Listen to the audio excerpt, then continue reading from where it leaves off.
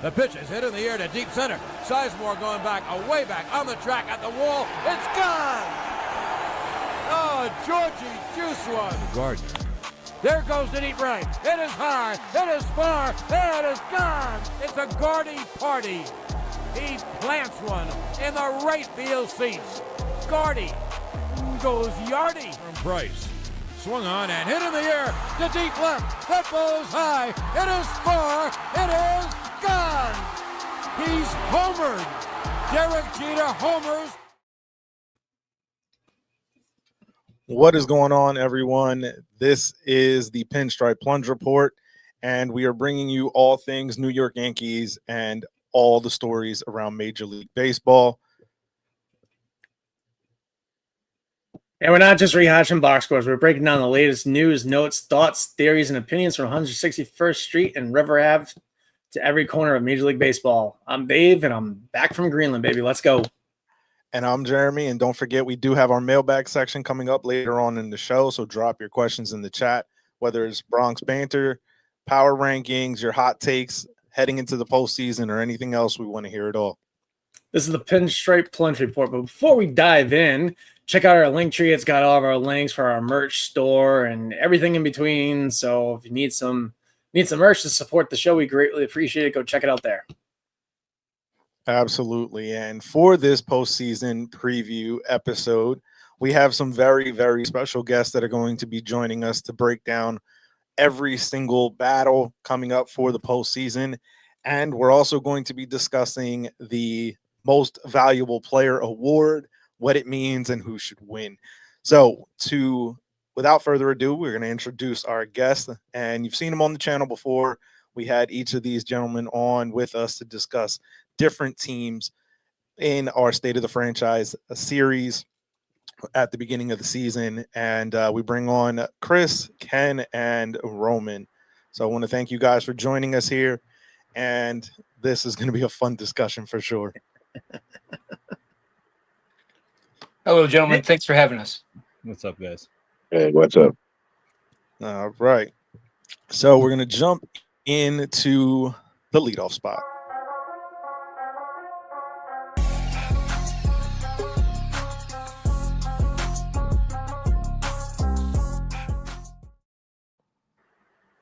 And on today's leadoff spot, we're going to be discussing the battle that came down to the final time, the final moments of the regular season in the American League East. The Yankees ended up becoming the first wild card team and losing out on the division to the Toronto Blue Jays because of their ineptitude against them all season long.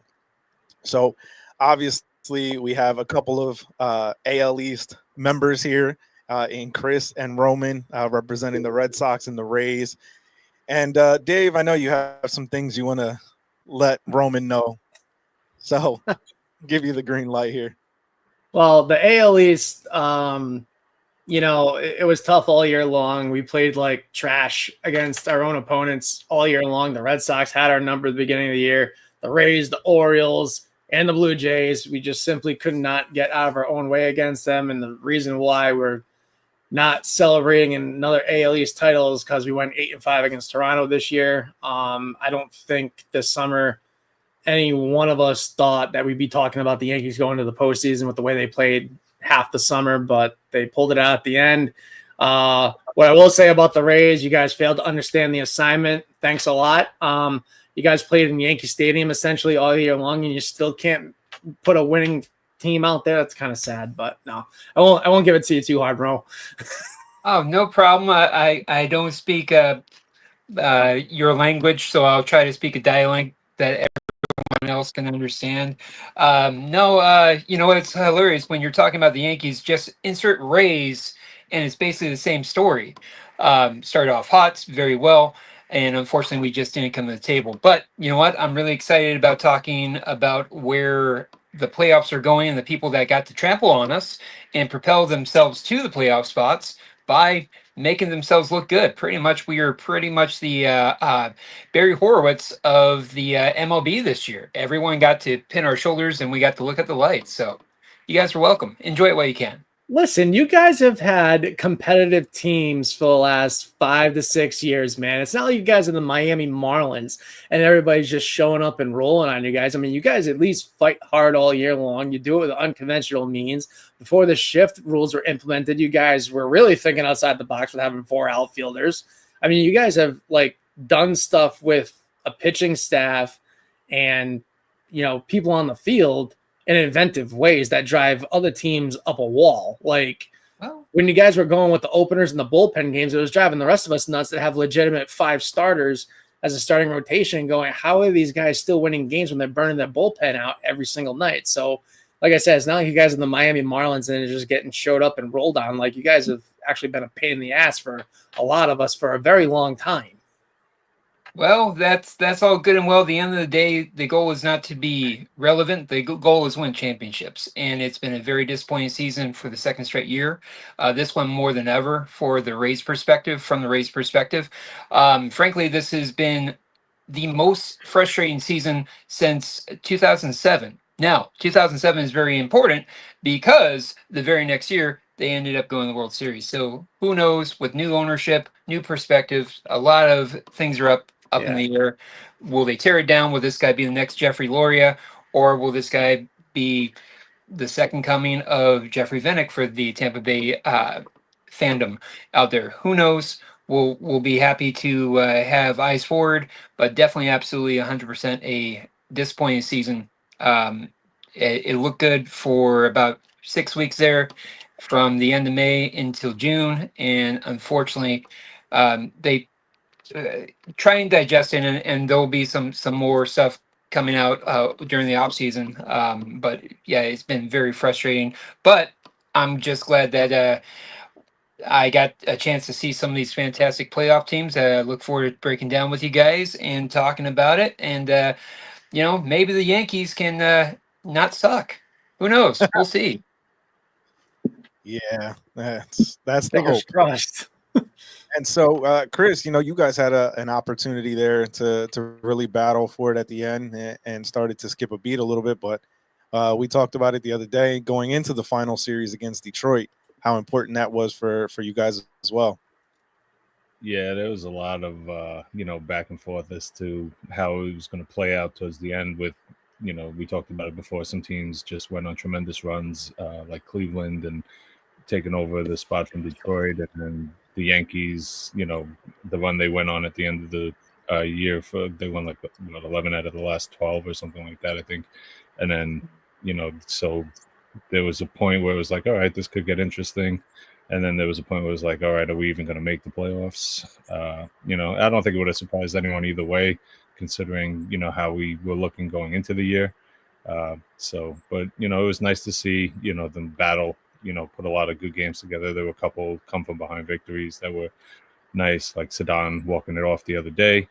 But I mean, that's how it was pretty much the whole year. It's just been one thing after another: struggle, come back, win some games. Played really well against the Yankees early on, like we talked about. So it was just like win some in good form, and then other ones we just didn't look good at all. So it was like, all right, where are we going to be at the end of the year? And then we pulled it out, got the spot, and we'll see the Yankees on Tuesday.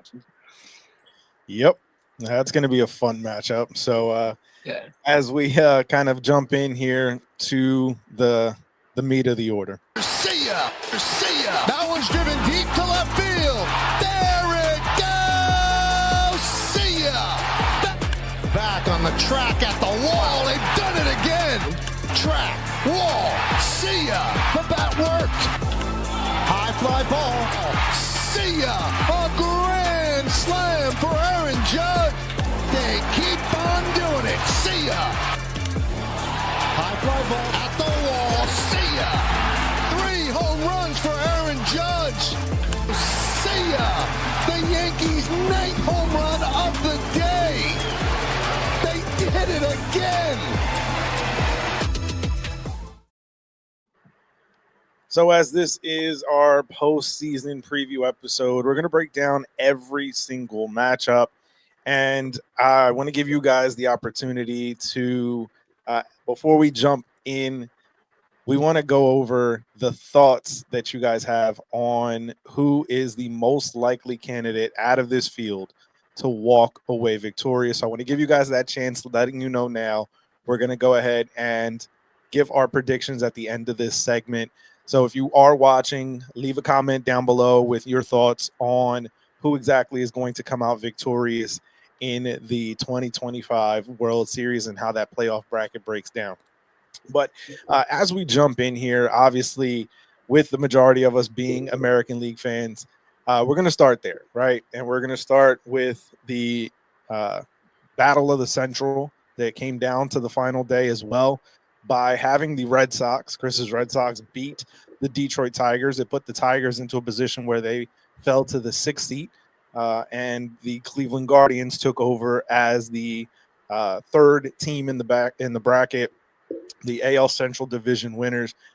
This is an interesting matchup to me, and I want to hear your guys' thoughts on how and what this series is going to look like in this best of 3.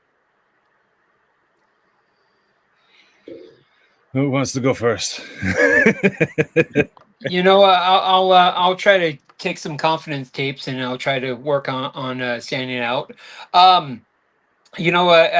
whole time Detroit has had the division on lock. It reminds me of that old cartoon where it was the tortoise and the hare, where the hare was just so far ahead, and then he started playing games, and the tortoise eventually caught up. Now replace the tortoise with the Cleveland Guardians, who have been just about below level on every single stat the whole season, but for some reason, since August 15th, they have had, I believe, the 5th best record when I was prepping for today. And how they're doing it is mind-boggling, because there is nothing about them that is sexy. There is nothing about them that is amazing, but they're just getting it done. So, part of me wants to go with logic and go, Detroit's got them. However, Detroit is clearly teetering. Detroit is clearly Clubber Lang, who punched way too hard, and now they're heaving pretty hot and heavy. And here is Cleveland Guardians coming out 5'3" and is about to just knock the high heavens out of Clubber Lang. Clubber Lang being Detroit, of course, naturally. So at the end of the day, it's hard, because I do believe in playoff is about who has the hottest hands. We see that time and time again. And when that comes to it, I have to. I have to go define my logic and go Guardians take it, because it is a 3-game series. And I do think the Guardians, especially with some of the injuries that are going on with Detroit, where they're just really starting to spiral down. I don't know if they can just flip the switch. Yes, they had playoff experience last year, and that was great.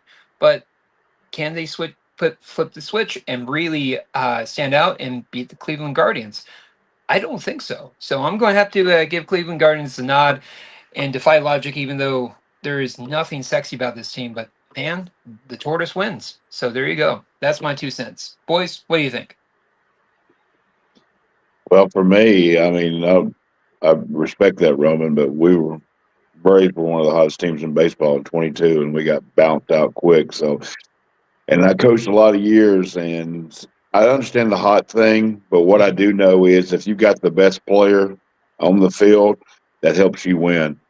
And the Guardians have the best player, Jose Ramirez, and he can carry them in a short series, and that's what this is.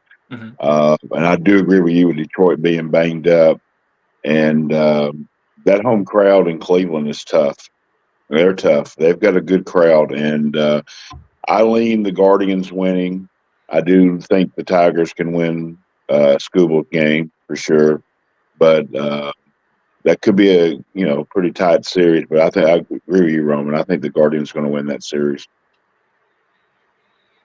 All right, I guess I'll go against the grain. I'll take Detroit. I know, like you said, a lot of this goes down to who gets hot at the right time, but yeah, like you said, it's the short series for me. 3 games. You got one of the best pitchers right now on that team that's going to start game 1, which gives you an edge. Even where they're going to play, I just take the first one. hope you get a good job out of the next guy and get it over with. And even if you don't, I don't know. I think Detroit's gonna just overpower them a little bit. Like you said, there's nothing sexy about Cleveland at the moment. They found the way to win. They've won a lot of games down at the end where a lot of teams are falling apart. But I think they'll figure it out come that short series and then just move on. Yeah, I mean, I have to agree with Chris on this one. I think that when you go into a short series, you're talking, if this was a divisional round matchup where it was a best of 5, then, you might be able to see the strength of Cleveland with their full pitching attack be able to outlast a team like Detroit, especially with how hot that pitching staff has been. But one of the things about having that pitching staff be used so much, because of having to go through this spell where obviously they've done something that's never been done before, something incredible where they were down by 15 games at one point and battled all the way back to get the division crown. But they don't have that one signature pitcher that is going to be able to, in my opinion, match up with Tarek Skubal. And in a short series like this, game 1 is pivotal, because to be able to try to fight back, let's say you do, if you're the Guardians, lose that first game, and now you have to win 2 straight to be able to advance. Now your back is against the wall for 2 straight games. And while Cleveland's been playing that way the whole month of September, essentially, it's hard. And at some point, that luck is going to run out. So I think that, when you're able to throw a guy like Tarek Skubal in game 1, it just gives you such a great advantage. And you go out and you win that game because you have your ace on the mound. Then game 2 becomes a bloop and a blast, can put you over the top. Especially, we know, as Dave mentioned earlier, Cleveland hasn't been winning games by, scoring runs. Now, obviously today they went and walked off the Rangers to 8 in 10 innings, but nevertheless, most of the time they have not been able to come up with those big hits. It's been on the strength of pitching. And at some point, all the usage of that pitching staff is going to come back to get them. Dave, your thoughts? I think it goes 3 games. Detroit's pitching staff is questionable outside of Skubal. Jack Flaherty becomes a different animal in the postseason. We saw that up close and personal with the Dodgers last year.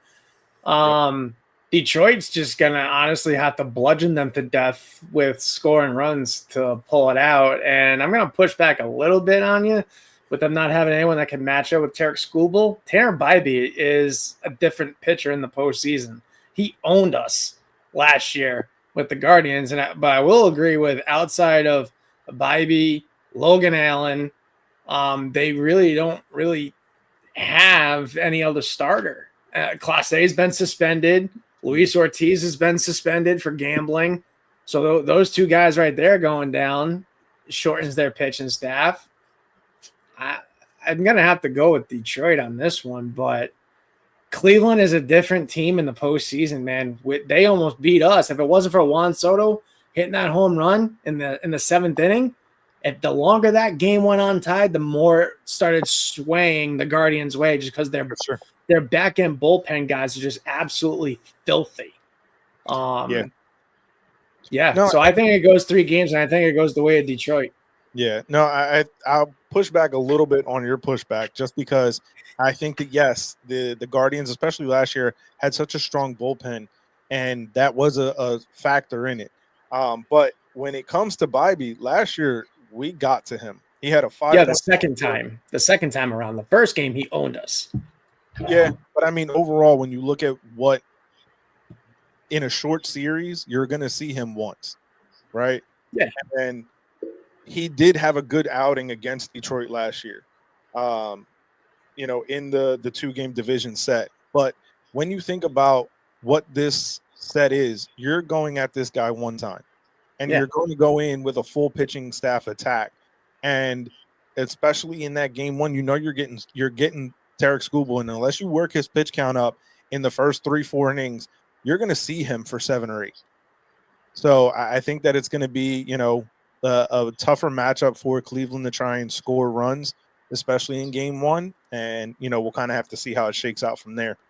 whoever wins that first game is going to take that series. That first game is a must-win for both of those guys, for Agreed. both of those teams. I don't think it's for the Guardians. I disagree. I mean, being at home, I think it's a must win if you're the road team. But if you're the home team, the Guardians, that's a tough ballpark to play in, and all Yankee fans should know that. That's a lively crowd. That's a beer fed crowd that gets loud.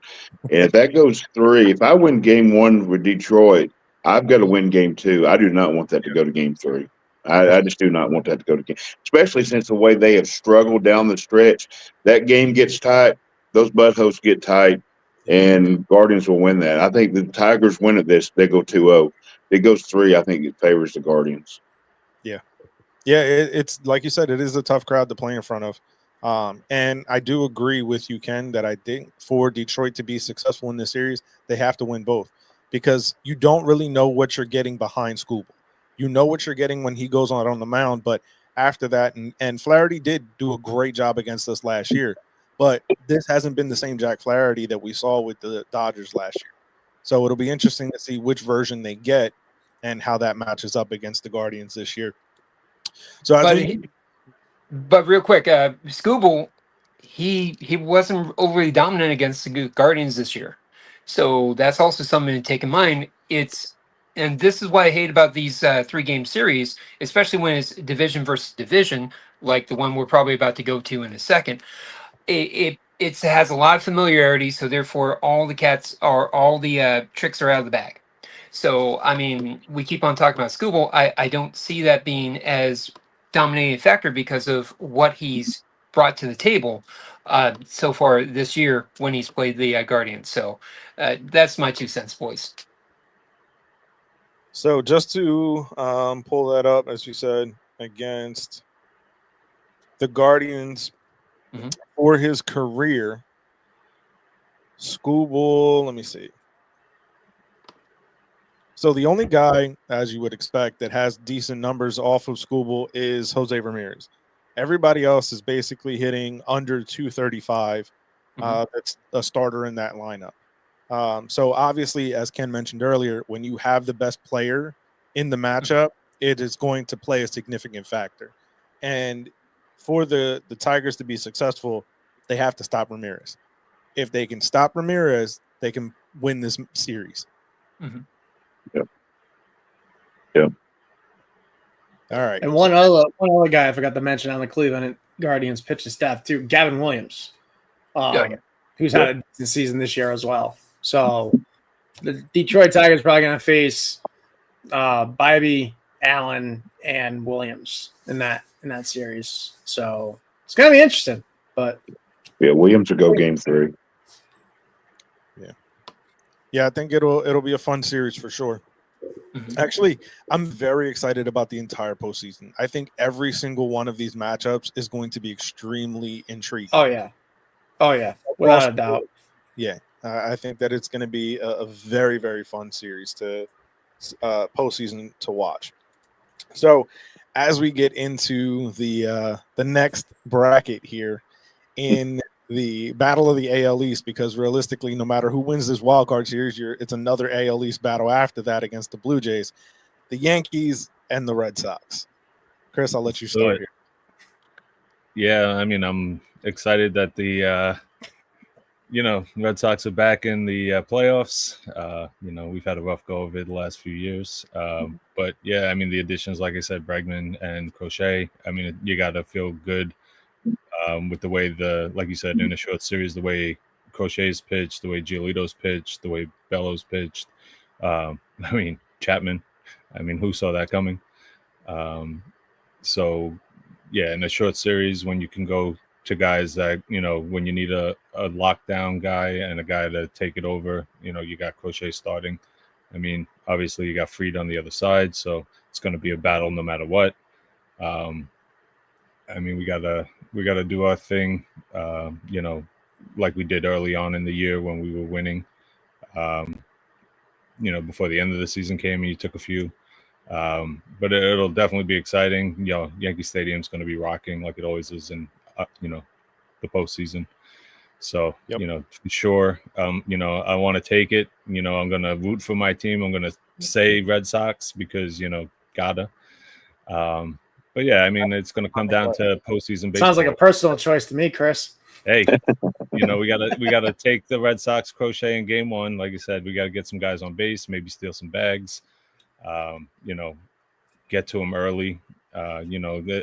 This season, I don't know, maybe for me personally, the way the Yankees Red Sox used to play, it used to be take a lot of pitches, get deeper into the starters. But the way the baseball is nowadays, you don't know how long or how far into the game somebody's going to go. So I feel like you're going to see a lot of early batters jumping on first pitches, trying to get to teams right away, score some runs. And then, hopefully get into the bullpen. But like in the short series, everyone's available. So, take it to them, do what you got to do to move on to the next game. Like you said, game one's going to be important on the road. I feel confident in the next two guys up also. So, I think we can have a great series. I mean, we'll get into it later, I'm sure, with the MVP discussion, but you got a guy over there who's pretty good. And the rest of the team has been, where's Volpe at, during the series? Is he going to be around? I need a guy to make a few errors. Hey, he's been solid lately, so you really can't talk trash. So, he made a bunch of awesome plays today, so, Yeah. Well, we'll kind of see. can't really play that well when you got a partially torn labrum that goes unignored for, 2 months. It's usually a thing. Yeah, I mean, I'm happy to have a few guys back too. Abreu with the calf strain. Hopefully, nothing serious. We need him out there in the outfield with Sedan and Duran. We got to make sure our guys are good to go. But we've had a few, nice surprises. We battled, through some things all year. It's not like we ran away with it. We squeezed our way in. So now we got to fight some more, and we got to fight against the Yankees. So, And just to push back, Yankee fans will rip Volpe left, right, and Yes, center. we've been eating this kid. Oh, I've been hearing alive. I've been hearing it. But So he's not getting a free pass. But Boston has the most errors of every team this season. So That's the usual. I mean, we got rid of a guy who had the most errors, and we still committed the most errors. yeah, I was watching the Devers play first in the Verlander game yesterday, and almost botched another one. Yeah. Yeah. Hey, no comment.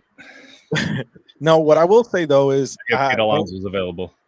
Yeah, when the Red Sox made that move to trade Devers away, which honestly was a salary dump just to get the guy who they clearly saw as a clubhouse cancer away, I felt like that was going to either break this team this year or it was going to make them. And clearly they bonded together outside of Devers, and it obviously put them in a position where they were able to make it to the postseason. And obviously the Giants are their own thing right now, but Devers really didn't do much to help them push into the postseason. So obviously there's a lot more that can be said about Devers, especially I'm sure from a Red Sox fan, but nevertheless, I think that it was very interesting that that's when the team started to take off, was as soon as they got rid of him. Yeah, I think that was the right move too. And I think a lot of where the Red Sox gel together is because of Alex Bregman. Like, I see him as the captain of that team and the voice of reason in that room. I don't think it was the Red Sox should have traded him immediately, traded Devers immediately this offseason, the minute they started entertaining the thought of signing Bregman, because I knew from the get-go once they signed Bregman that this was just going to be an issue altogether, because Devers was all about him. He was not a team player. And, for them to try to make it work with him, which is absolutely ridiculous. And this was Craig Breslow dumping what I believe was Dave Dabrowski's last long-term signing before he left the Red Sox and went to Philly. But I honestly believe the reason why this team gelled together was because of Bregman. And I'll just piggyback on that.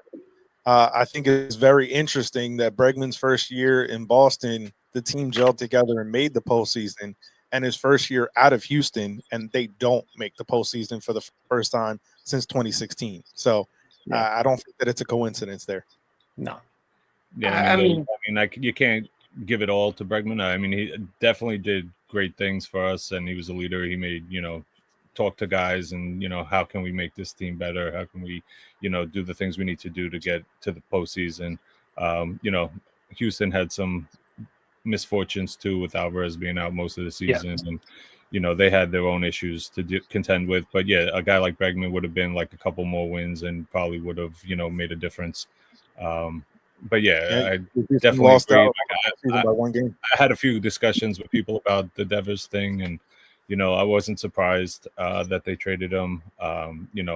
There was no scenario where I was like, oh, it just can't happen because it's Rafael Devers, and if it's going to make the team better, I would hope that they use the money they save to do something in the off season and secure the spots they need to do. But we'll see what they what ownership does, what Breslow does, and what they're going to do, considering how far they go into the playoffs. We'll see what ends up happening and what they decide to do in the winter.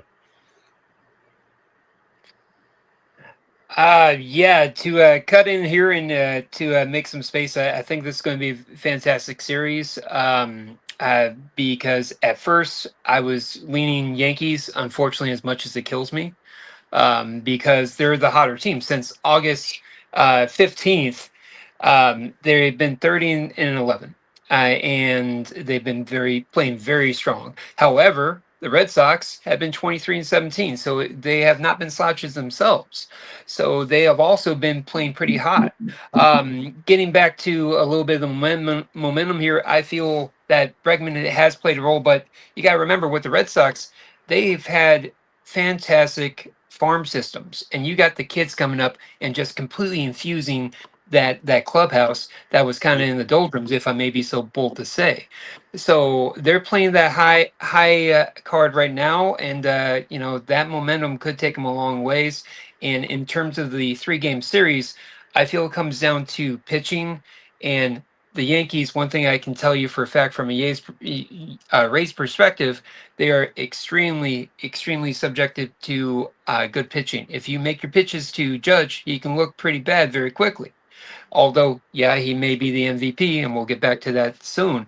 But at the end of the day, I really think that this could be a good 3-game series. But I got to tip the cap to the Red Sox because I like the youth. They are too dumb to know otherwise. And I like their pitching. I like their pitching. I like their bullpen a little bit better. Will it surprise me if the Yankees win? No, it's the Yankees, and you guys, God bless you. I've met my quote. I'm saying nice things about the Yankees, so sorry, guys. I'm gonna stick you in a corner, Ro. You know what? Come at me. Come on. No. Thank you for your service. I appreciate it. No.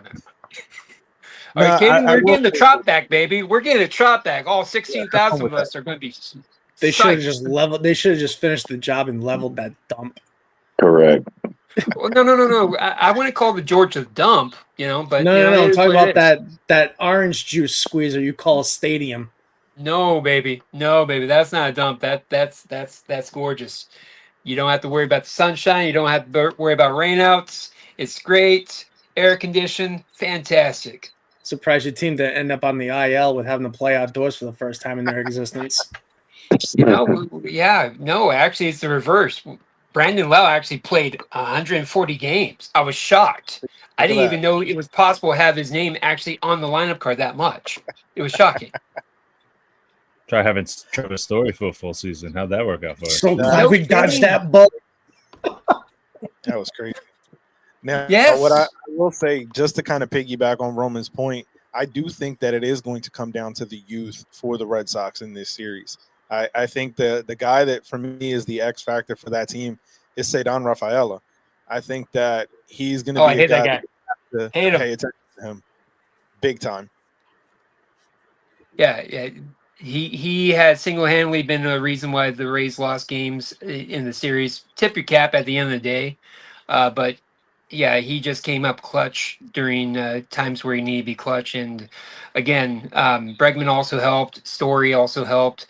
And it doesn't hurt having some strong pitching. And this stupid guy named Chapman, who we can't get rid of him. We can't escape the guy. Jeez Louise. Good luck to you, Yankees. It wouldn't surprise me at all if you guys don't overcome the Red Sox, but who knows? We'll see. Ken, what you got before Jeremy and I jump in on this and Well, fire this thing? First of all, I do think Red Sox having Bregman and Astros not having Bregman was the difference in that making the playoffs. I think Bregman's a winner. He's always been a winner, even when he was at LSU. And Chris talked about how he does the clubhouse. So part of the clubhouse being very young, and I'm a huge Sedon fan. I absolutely love him, and I think that he will settle them down, and they will play very well. But this is one I do think Game 1 is pivotal. I think the Fried Crochet. I think they, whatever comes out of that game, I lean the Yankees are going to win this series. Again, when it's real tight, what I've found over the years is the guy who can make the difference, especially in the postseason with a pop. No offense to my Yankee friends, but that is a very short porch in right field. And Aaron Judge has a easiest way of hitting it there. He can be late on a fastball and still hit a home run. Be pulled on a slider and still hit a home run. And, I lean the Yankees winning. I'm very much looking forward to this series. This is fascinating to me. I love to watch all of the banter back and forth between Yankees and Red Sox fans, and it's just great theater. It's going to be awesome. And when you have Bulldogs on the mound like Crochet and Free too, they're going to add to it. And I'm hoping, the country's going to get mad, but I hope they're in prime time every night. And I'm looking forward to it so much. But I'm going to say Yankees win in 3. That's what I'm going to say. So when we played the Red Sox earlier in the season, obviously it was a train wreck. That series in Boston, beginning of this month, was really when things started to shift for New York. Max Fried's got to be damn near perfect because Garrett Crochet is no easy task at all. He's pretty nasty. But I believe the X factor for the Yankees in this series is going to be Jose Caballero, without a doubt. The way he's played since the day he walked from one dugout to the other has been a breath of fresh air. He has infused his team like no other. When they first traded for him, I'm like, what the hell are we doing? And then I actually saw him play, and I was like, oh, okay, yeah, I can get down with this, but the key for the Yankees, once they get guys on base, they need to be aggressive. They need to steal bases. This is the only way you're going to beat the Red Sox is if you steal bases and are aggressive on the base path. And, Aaron Judge needs to be Aaron Judge. Ben Rice needs to keep doing what he's doing. Volpe and Wells need to figure out how to hit a baseball. And let's not forget, the other X factor in the postseason for the Yankees has been Big G, Giancarlo Stanton. Because that man has been on a warpath the second half of the season, and I will say it here and now, from until his contract is up, he should only play from Memorial Day through September because he seems like he can only be productive in that time frame. So just leave him in Florida for April and the first 3 weeks of May, and bring him back Memorial Day weekend through the rest of the season, and he'll be just fine, and he won't get hurt. So hey. But the other great thing about this series, I would be so happy is if we're tied in the ninth inning and we just take Aroldis Chapman deep as just a middle finger to that guy for what he put us through at the end of his tenure. Or we could probably see if Aaron Boone can come up and hit a pinch hit home run in the bottom of the ninth. So. It's going to be great. And then you got Rodon in game 2 and Schlittler in game 3. Both those guys have been solid. Schlittler being a Massachusetts guy, that'd be awesome to see. Him shove the ball down the Red Sox throat. But you guys are not going to have an easy task against our 3 starters in this series by any stretch of the imagination. So buckle up. It's going to be a fun ride. Yeah, y'all not going to have an easy task either, Dave. I Y'all don't know. have an easy task either. I'm projecting confidence in my team. I'm I got it. manifesting positive thoughts. Hey, I'm Yeah. hoping it doesn't go 3. I hope it's over in 2. We send them back to Boston. Drink your dirty water. Have a nice day. Well, it'll be over in 2, just not the way you want it to be. Yeah, okay. We'll see. hey, I'm just proud that you said Schlittler with no problems and no one got banned. So yeah, I was nervous for a second. Yeah. But I was too. I was a little nervous.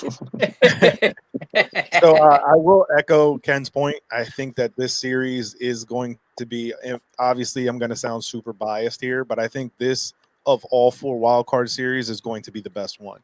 Oh, yeah. I think that the head-to-head matchup for each starting pitching as is projected with Crochet and Fried, Rodon and Giolito, and then the young guys in Bellows and Schlittler is going to be absolutely incredible to watch if it goes that far. I also think that, as Dave said, Big G is a different animal in the postseason.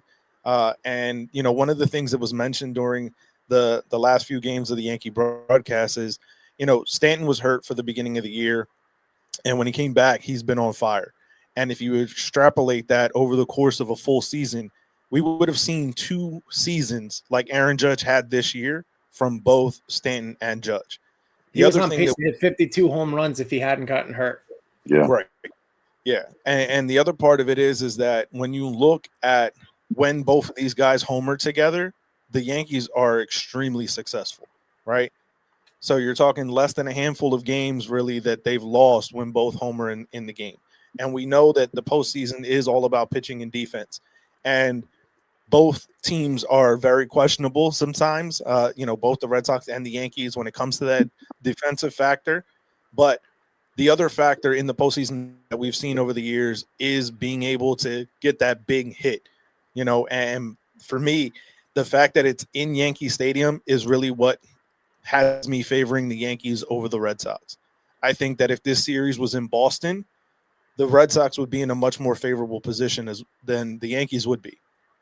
While both parks are extremely hitter friendly at times, they can both play to the strengths of their respective teams.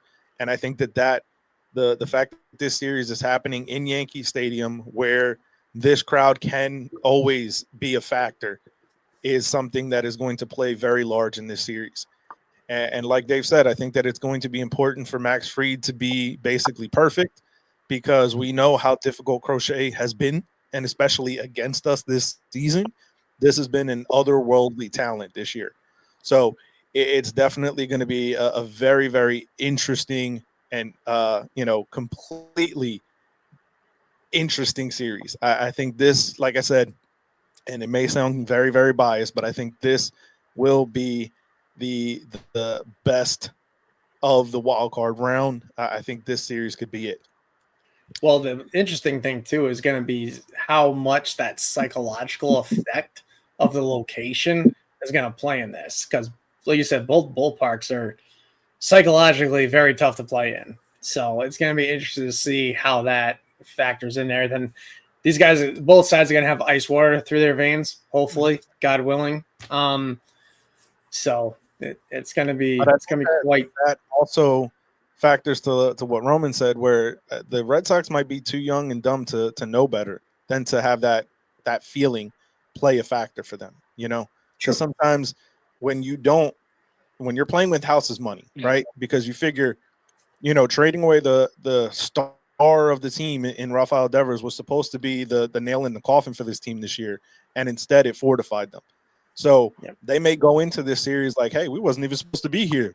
So they may play with a completely different edge and a different mindset than what they should be based on the fact that they are the younger team. There's the veteran Yankees on the other side, and you're playing in Yankee Stadium in a hostile environment. They may go into it with, feeling like they have nothing to lose. So how it plays out. Before we move on, we're getting comments from a Blue Jays fan. It says, man, as a Blue Jays fan, I just hope the Sox and Yanks just crush each other's bullpen and starters and mess up.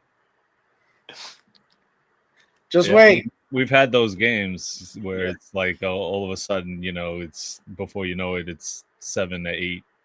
And for some reason, we've had a lot of guys we haven't even talked about yet in this matchup where you like expecting Crochet and Freed and Judge and Stan and whoever to have a Bregman to have a big game. And then somebody like Trent Grisham or Cody Bellinger comes and Chaz Chisholm or, whoever comes out and just all of a sudden has a monster game. And it was like, we weren't even worried about them. We were worried about somebody else. And next thing you know, they're 3 for 4 with like 4 RBI and the game's over. So yeah, Trent Grisham's been playing out of his mind. That guy's going to get a multi-year deal at a minimum $75 million over 4 or 5 years as a starting point, I believe, this offseason.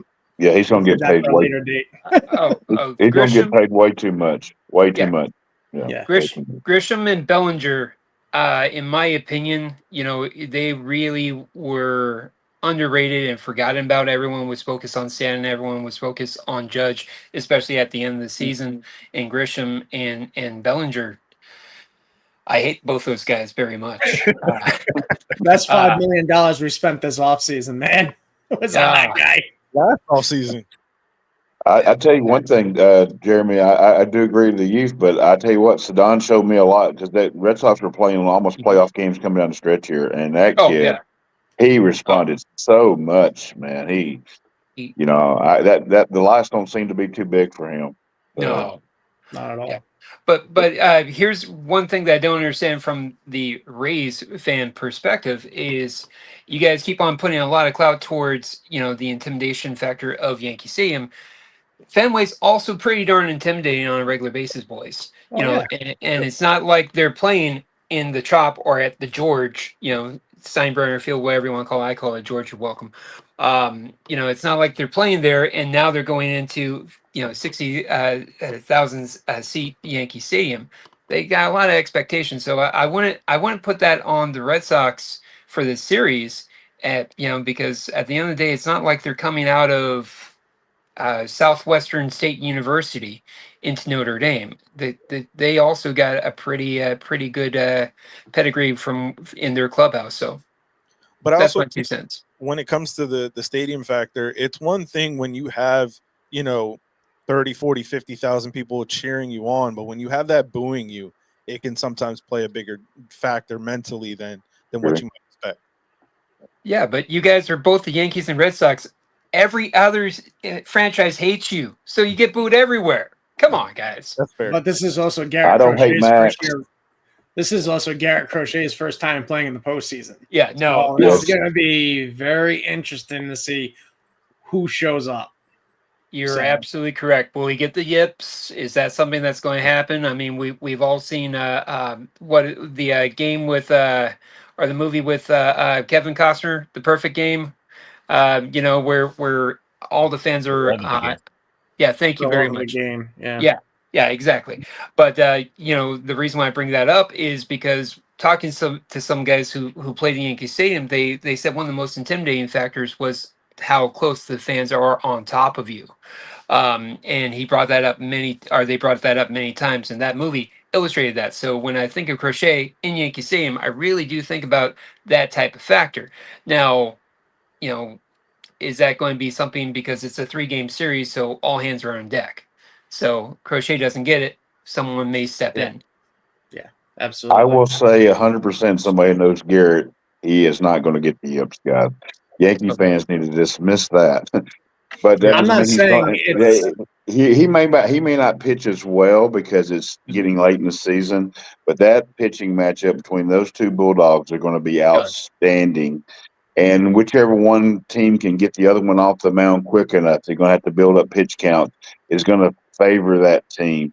And I do think that favors the Yankees a little bit because of their veteran hitters. No offense, Chris. I could see the young guys going up there and letting Freed get through a game where he's got 60, 70 pitches in the 5th inning where he can go deep, where the Yankees may build up on Crochet and he's up at 100 around 6th inning. And that could make a big difference in that game, in my opinion.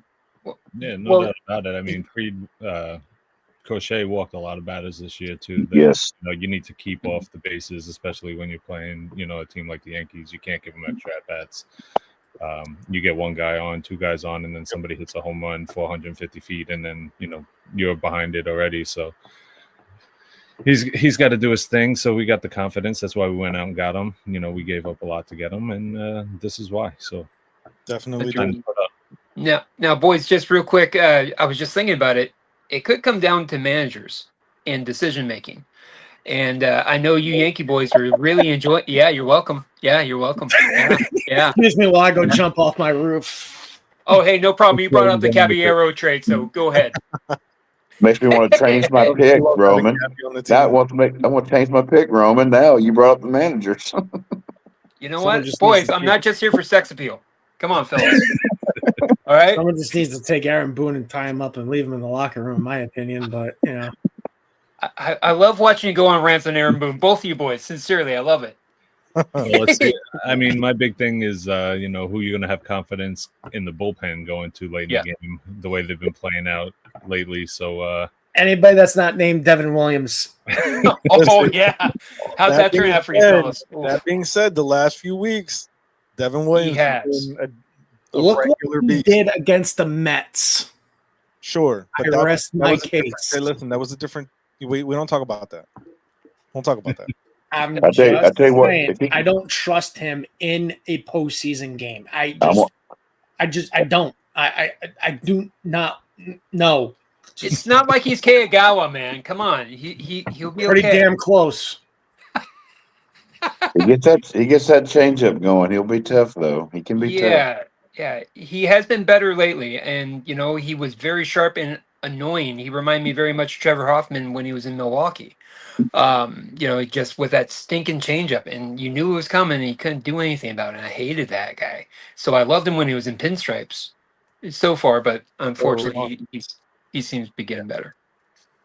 So we'll move on now to the National League wild card picture, and we'll start with the team that everybody expected to just run the field, and the Dodgers falling to the third division winner and heading into a matchup now with the Cincinnati Reds. So before we jumped on, we talked about the Reds and their improbable run here and taking hold and knocking out the Mets, which really stood well with the Yankee fans and the Brave fan here. But looking at what the Reds have done this year, Terry Francona, we've said it before several times throughout the course of conversations on this channel, is a genius when it comes to baseball. And to be able to take this Reds team and have them battle all the way to the end to get to this point where they're now in the postseason in his first year managing them, this man is without a doubt a first ballot Hall of Famer for me. And whether or not the Reds are able to match up against the Dodgers, it's going to be an interesting series just to see how this legendary manager deals with this young squad going into this postseason series. Oh, I agree. I mean, this is it's gonna be fun to watch the kids, the Reds young kids pitch in Dodger Stadium. I mean, Hunter Green, Nick Lodolo, and Terry Francona is what he's did this year. Just like you said, puts him in the Hall of Fame for sure. I already thought he was in the Hall of Fame, but to take this team, but this is the one that I think will be the sweep. I just don't think the Reds can hit enough. Now, the Dodgers pitching is really banged up, but the Reds, the one thing they have struggled is with their hitting for some reason. And they have a lot of gaps in their lineup. Of course, the whole country will be pulling for the Reds, and I would love to see the Reds beat the Dodgers. But I just think this is going to be the one series that is a 2-0 get out of town Dodger, But, if it comes out of tight games, I mean, Terry can definitely get the wins, and match their bullpen up maybe with some of their hitters. But the fact of the matter is Shohei Ohtani is just like Aaron Judge. I mean, they change the game when they come up to the plate. So if those young kids walk any batters to the bottom of that lineup, Shohei comes up, it could be brutal. I just think it's going to be a sweep. I think the Dodgers are going to win 2-0.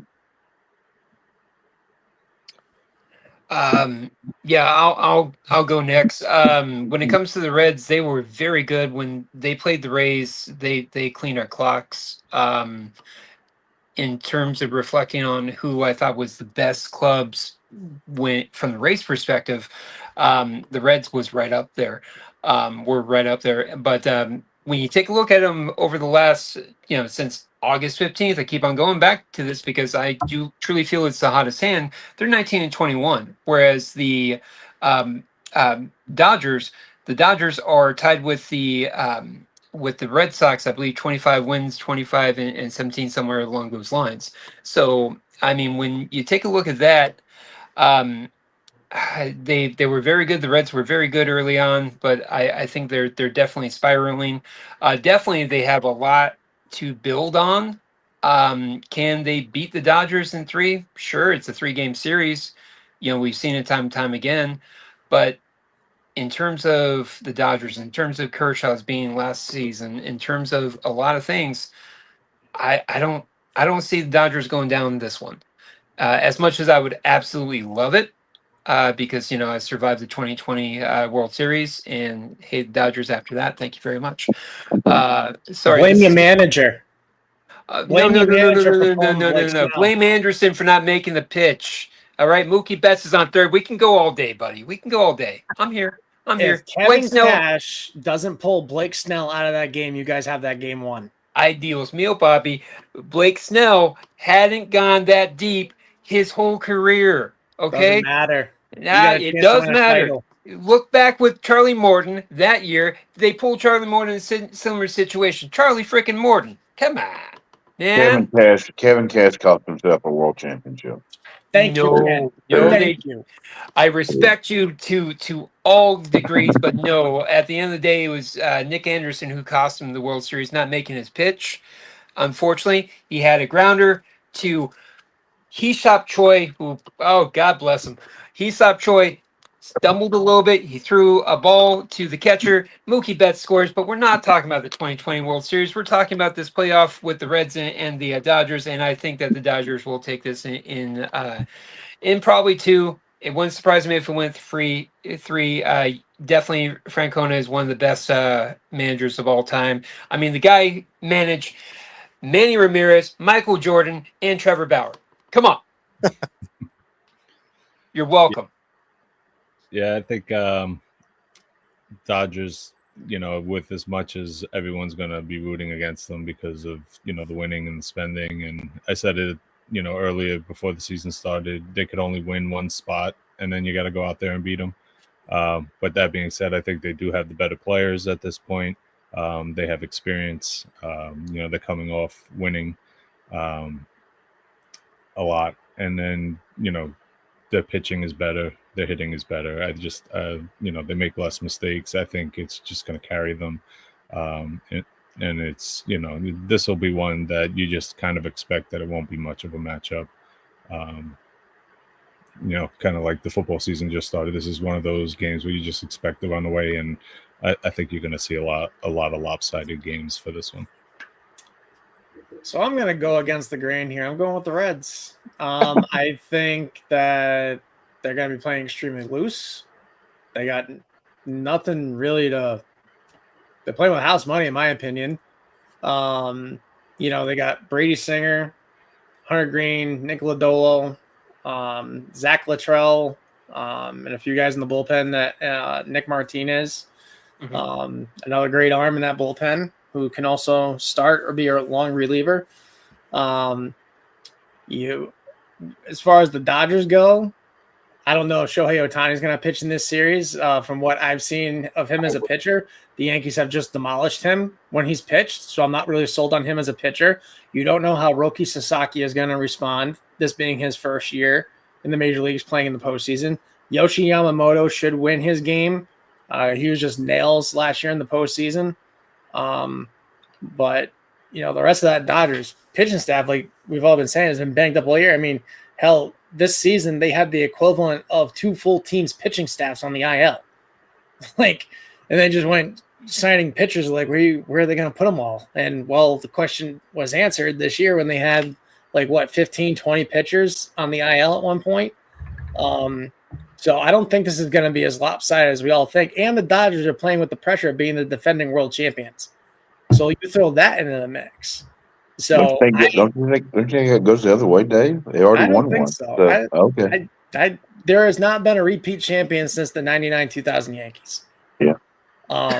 It's not easy to do. And the fact that the Yankees won in 98 through 2000 and damn near won in 2001, that is not easy to do at all, especially with the way today's game is played. So I think it goes 3 games. Do I expect the Dodgers to win at the end? Yeah, but I don't think it's going to be a walk-in, slap them around a couple of times and pack your bags and leave. I just don't. I think the Reds are going to give them a run for their money, and mainly because of the man that's at the helm in Terry Francona. So I guess we're just going to have to sit back and watch. Yeah. So I'm really excited to see Ellie play in the postseason, though. I've been waiting for this for a very, very long time to see Ellie De La Cruz play in the postseason. So it's going to be very that's interesting. definitely the X factor. Yeah, X factor is De La Cruz. I mean, he could go off in this series, and the Dodgers could be in trouble. He's an outstanding player. It's going to be fun to watch. Yep, for sure. I think when it comes to this series, it to me it will come down to the battle of the starters. I think when you look at the Reds rotation that are likely going to be playing in this series, Hunter Green, Nick Lodolo, and Andrew Abbott, how they're going to match up against the Dodger starters, right? And obviously we've seen the Dodgers go through a litany of starters, but you're talking for this series, you're likely looking at Glasnow, Blake Snell, and Yoshi Yamamoto as your 3 starters. I don't think we ever see Shohei Ohtani pitching in this postseason. Probably not. I don't think that, one, he's worked up enough of a pitch count to be trusted. I also don't think that beyond the novelty of him being a pitcher and a hitter, that he really is the same level of player that he is, same level as a pitcher as he is as a position player, as a hitter. So I think for this series, that's really what it's going to come down to. And it's going to come down to those managers pushing the right buttons out of the bullpen, how they set their lineup. And like Dave said, I do think the Reds are going to go into this series playing with house's money, not really playing with any kind of pressure, similar to how I feel about the Red Sox, where that young lineup is going to just be able to go out there and just play the game. They're not really going to go in thinking about, what we have to do. Like, they just made it in, by the skin of their teeth. Like they made it in because they were able to beat the Mets in the season series, right? So being able to just get there, especially in this first year under Francona, and I said it when we went through our State of the Franchise series about the Reds early on, this reminds me of the first years with Terry Francona managing the Guardians. And I think that we're going to see a similar run from the Reds than what we saw from the Guardians early on. So I think that this is going to be a more entertaining series than people are giving the Reds credit for.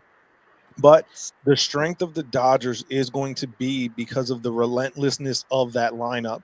And I think that even as good as the starters are for the Reds, it is going to be hard to being able to go through that lineup 2 and 3 times over with your starter.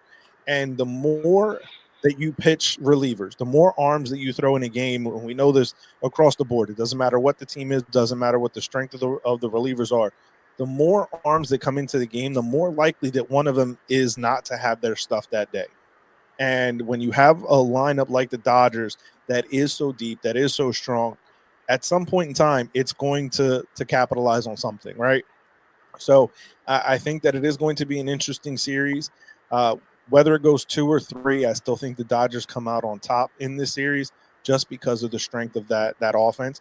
And we've seen where the Reds this year sometimes can be a little bit inconsistent offensively.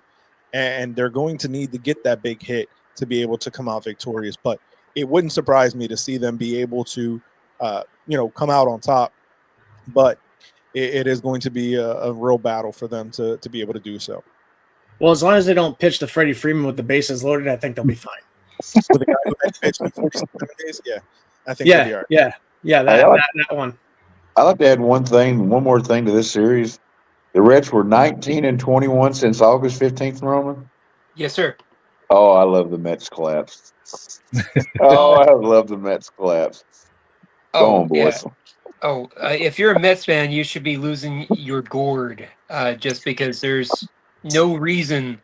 If you look up and down the stats, they're kind of like the Rays, where there's no reason for us to miss the playoffs because stat-wise, top 10 in almost everything that you can put in. So for the Reds to be here, same thing with the Guardians. It's it defies logic in some ways, but hey, you're here, you're in the dance, man. So make the most of it. I think it was going to come down to fielding as well, and the Dodgers have better fielding. Period. In my opinion. So I think that's also going to be something to go into a factor. But the Reds, I think, are going to be a team to really look towards in the next couple years. Their minor league teams, especially in lower levels, have always been very annoying to watch from the Rays' perspective because they're very well coached. A lot of good young Latin kids are coming in.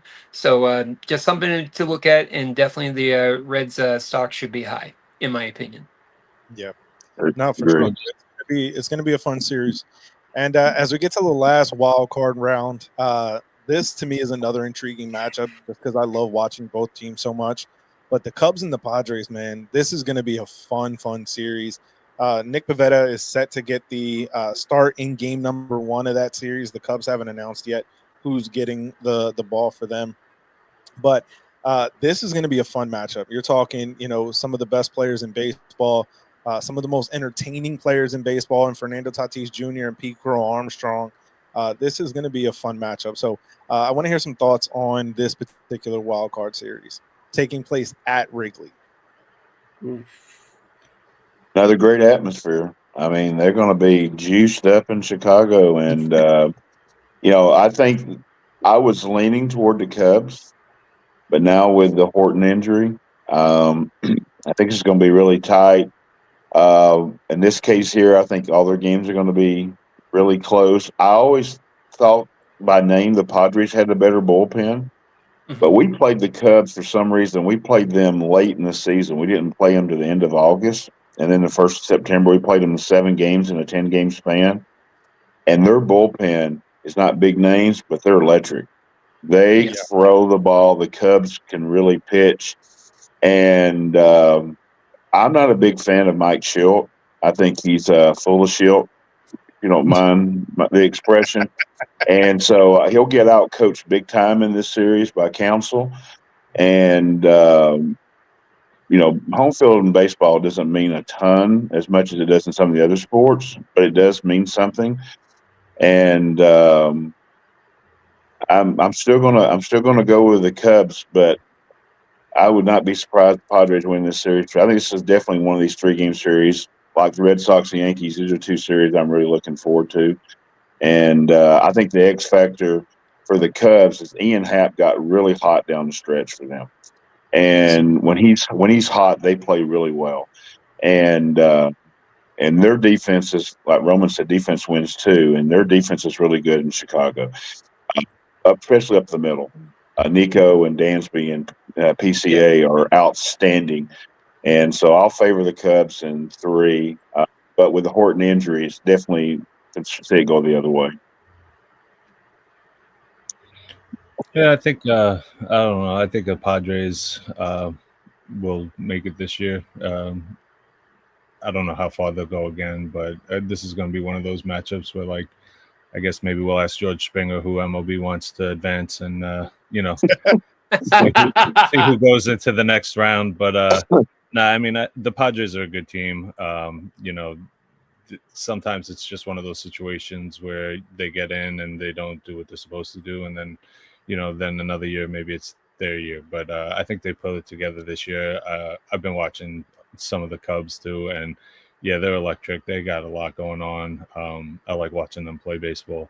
But I do think that San Diego edges them. I think this one will probably go 3, and it'll be a nail biter down to the end.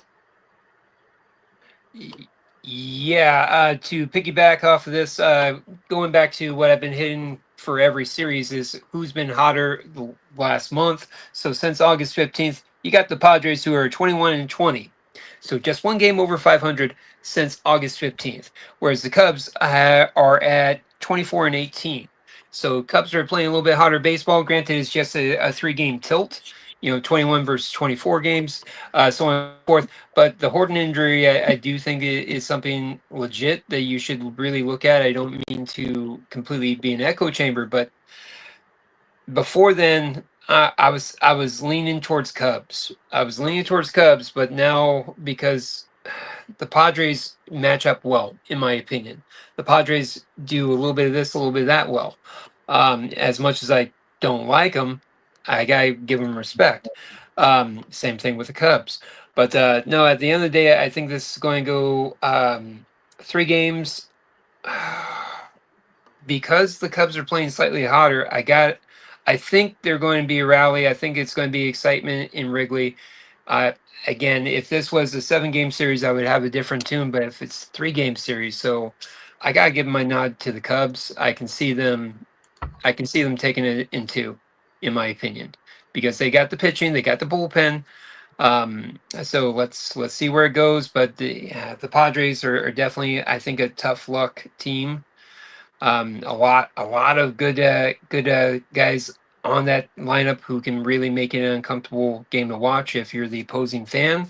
But I just like what the Cubs are brewing at this current time period. Yeah, I'm predicting this to go 3 games as well.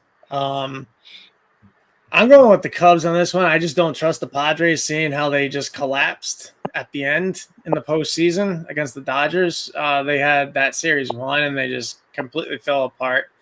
You got the Padres are loaded with a bunch of former Yankees and Peralta, Mike King, J.P. Sears, guys like that. I would probably lean Padres had Mike King not gotten injured, because then you would have Cease, King, and Darvish games 1, 2, and 3. Mike King came down with that arm injury halfway through the year and hasn't quite been the same since he's come back. On the other side, you got Imanaga. You got, you got some really good pitchers on the Cubs side, and you got PCA and Kyle Tucker kind of driving that bus. But, for the Padres, their biggest thing is they got to have a lead, because then you got Estrada and then Mason Miller in the back of that bullpen just laying in wait. So it all comes down to, just like everything else, who has more runs than the other guy. And it's all a question of what Padres team shows up. Is it the one that's going to play punch in the teeth baseball, or is it going to be the one that has a sizable lead and then just kind of falls apart at the end and lets the other team come back into it? So it's going to be an interesting series for sure. I expect them all to be close games. I don't expect them to be blowouts. Like I said, I think if it goes three games in favor of the Cubs, just because they're playing it regularly and how lively that crowd is. So that's my prediction. So I think every single one of these wildcard series could go all 3 games. This series in particular for me, I lean Padres, right? And so for me, there's an X factor that you just mentioned in Michael King, right? So while he hasn't been the same as a starter, you can deploy him as a bullpen arm. Oh, absolutely. We saw it for how many years? Exactly. So when you look at his most recent start in it was Saturday that he pitched for the Padres, went 2 2/3 innings, gave up just 1 hit, had 3 strikeouts and 2 walks. And yes, while that's not necessarily the level of dominance we saw from him when he first switched over to being a starter, you have this opportunity now to be able to extend out that bullpen. You have Estrada, you have Mason Miller, you have Robert Suarez, and now you can deploy Michael King as a bullpen arm as well. When you think about what that could do for this team and how it can shorten those games, where you have Nick Pivetta on the hill, you have Dylan Cease, you have Yu Darvish, who has all these kind of postseason pedigree and experience. There's a lot that you can do with this team going into the postseason, and especially when you think about the level of player that is Fernando Tatis Jr. and Manny Machado when it comes to being the villain. They relish that opportunity. Playing in that Wrigley environment is going to be something that is going to not faze them whatsoever. And I think that when you look at what this team could be, this could be a very dangerous team in the postseason. Yes, it depends on who shows up, but there's a lot of arms. And while, yes, the Cubs bullpen may not have the notable names that you might know from the Padres bullpen, and yes, they are electric arms. This is going to be a fun series, but I think that it is going to come down to the bigger stars making their impact. And we know that Tatis and Manny love the moment. We've seen this year Kyle Tucker has not been the same guy. He just came back after being hurt for a long time, hasn't had the season that he would have liked to have had going into his free agent year. So it's going to be interesting to see how this team shakes out. And like Ken said, Ian Happ is the X factor for the Cubs to be successful in this series. How he goes, this team goes. And that's been a long running issue for this team is, which one is going to show up. So it's going to be a fun series, no doubt about it. Taking a look at this series. So now, as we pull up the bracket here once again, just to kind of refresh ourselves, and as we move on to the next rounds, so for each series, the winner of the Detroit and the Cleveland series is going to face the Mariners. The winner of the Red Sox Yankee series is going to face the Blue Jays. The Reds and Dodgers face off against the Phillies. The winner of the Padres Cubs faces off against the Brewers. How do we see that next series playing out with our respective choices for winning? I don't even want to think about it. Ah, I really don't want to play the Blue Jays. I just don't. Like, I don't have a good feeling about it. Just the way they played them down the stretch, the way they played them overall all year, they just lost dumb ass games against them in dumb ways, making errors, not being able to get the hit with guys on base, blowing leads. Like, I don't have a good feeling going. Tell me about that. Tell me what that's like. I have no idea what that's like. I don't have a good feeling about them going into the Rogers Center and playing the Blue Jays. I just don't. And this isn't me bagging on my team. Like, I hope they win. I want them to win, but I just do not have a good feeling in my gut about it. Just the way they played that last series against them. So I'll push back on that, right? Because yes, the 4-game series that we played against them in Toronto was absolutely atrocious. But the series that we played against them at Yankee Stadium, it was a different team. The team that's been playing the last, 2-3 weeks of September is not the team that played them in August. And so I think that when you look at what that matchup could look like now, it could be a very, very different series. I also think that the stretch that both teams have been on, the Yankees have been hot. They won their last 8 regular season games going into the postseason. Obviously, momentum ends with the next day starting pitcher. But you also saw that while the Blue Jays were winning those games against the Rays this weekend, they did not seem like a team that was feeling the confidence until they took that big lead. And we don't really see those big blowout games in the postseason. So are they going to feel that pressure where George Springer is playing against the Rays and he's sitting and he was talking about the hit down the line that got called a foul ball, and he's talking about if the MLB wants to give the division crown to the Yankees just to do it already, and to tell them the Yankees are in their head without having even done anything to them this year. Because you think about it, the Yankees were 5-8 against them this year, and yet George Springer is crying and moaning and groaning about a foul ball down the line, which, in my opinion, that should have been a hit, but that's neither here nor there. The umpire, which they call things wrong all the time, called it wrong, but what did that have to do with the Yankees? Nothing. But we're in their head right now, and I think that it's going to be interesting to see how a series with them will play out now. When it comes to the series, we're talking about the last since August 15th.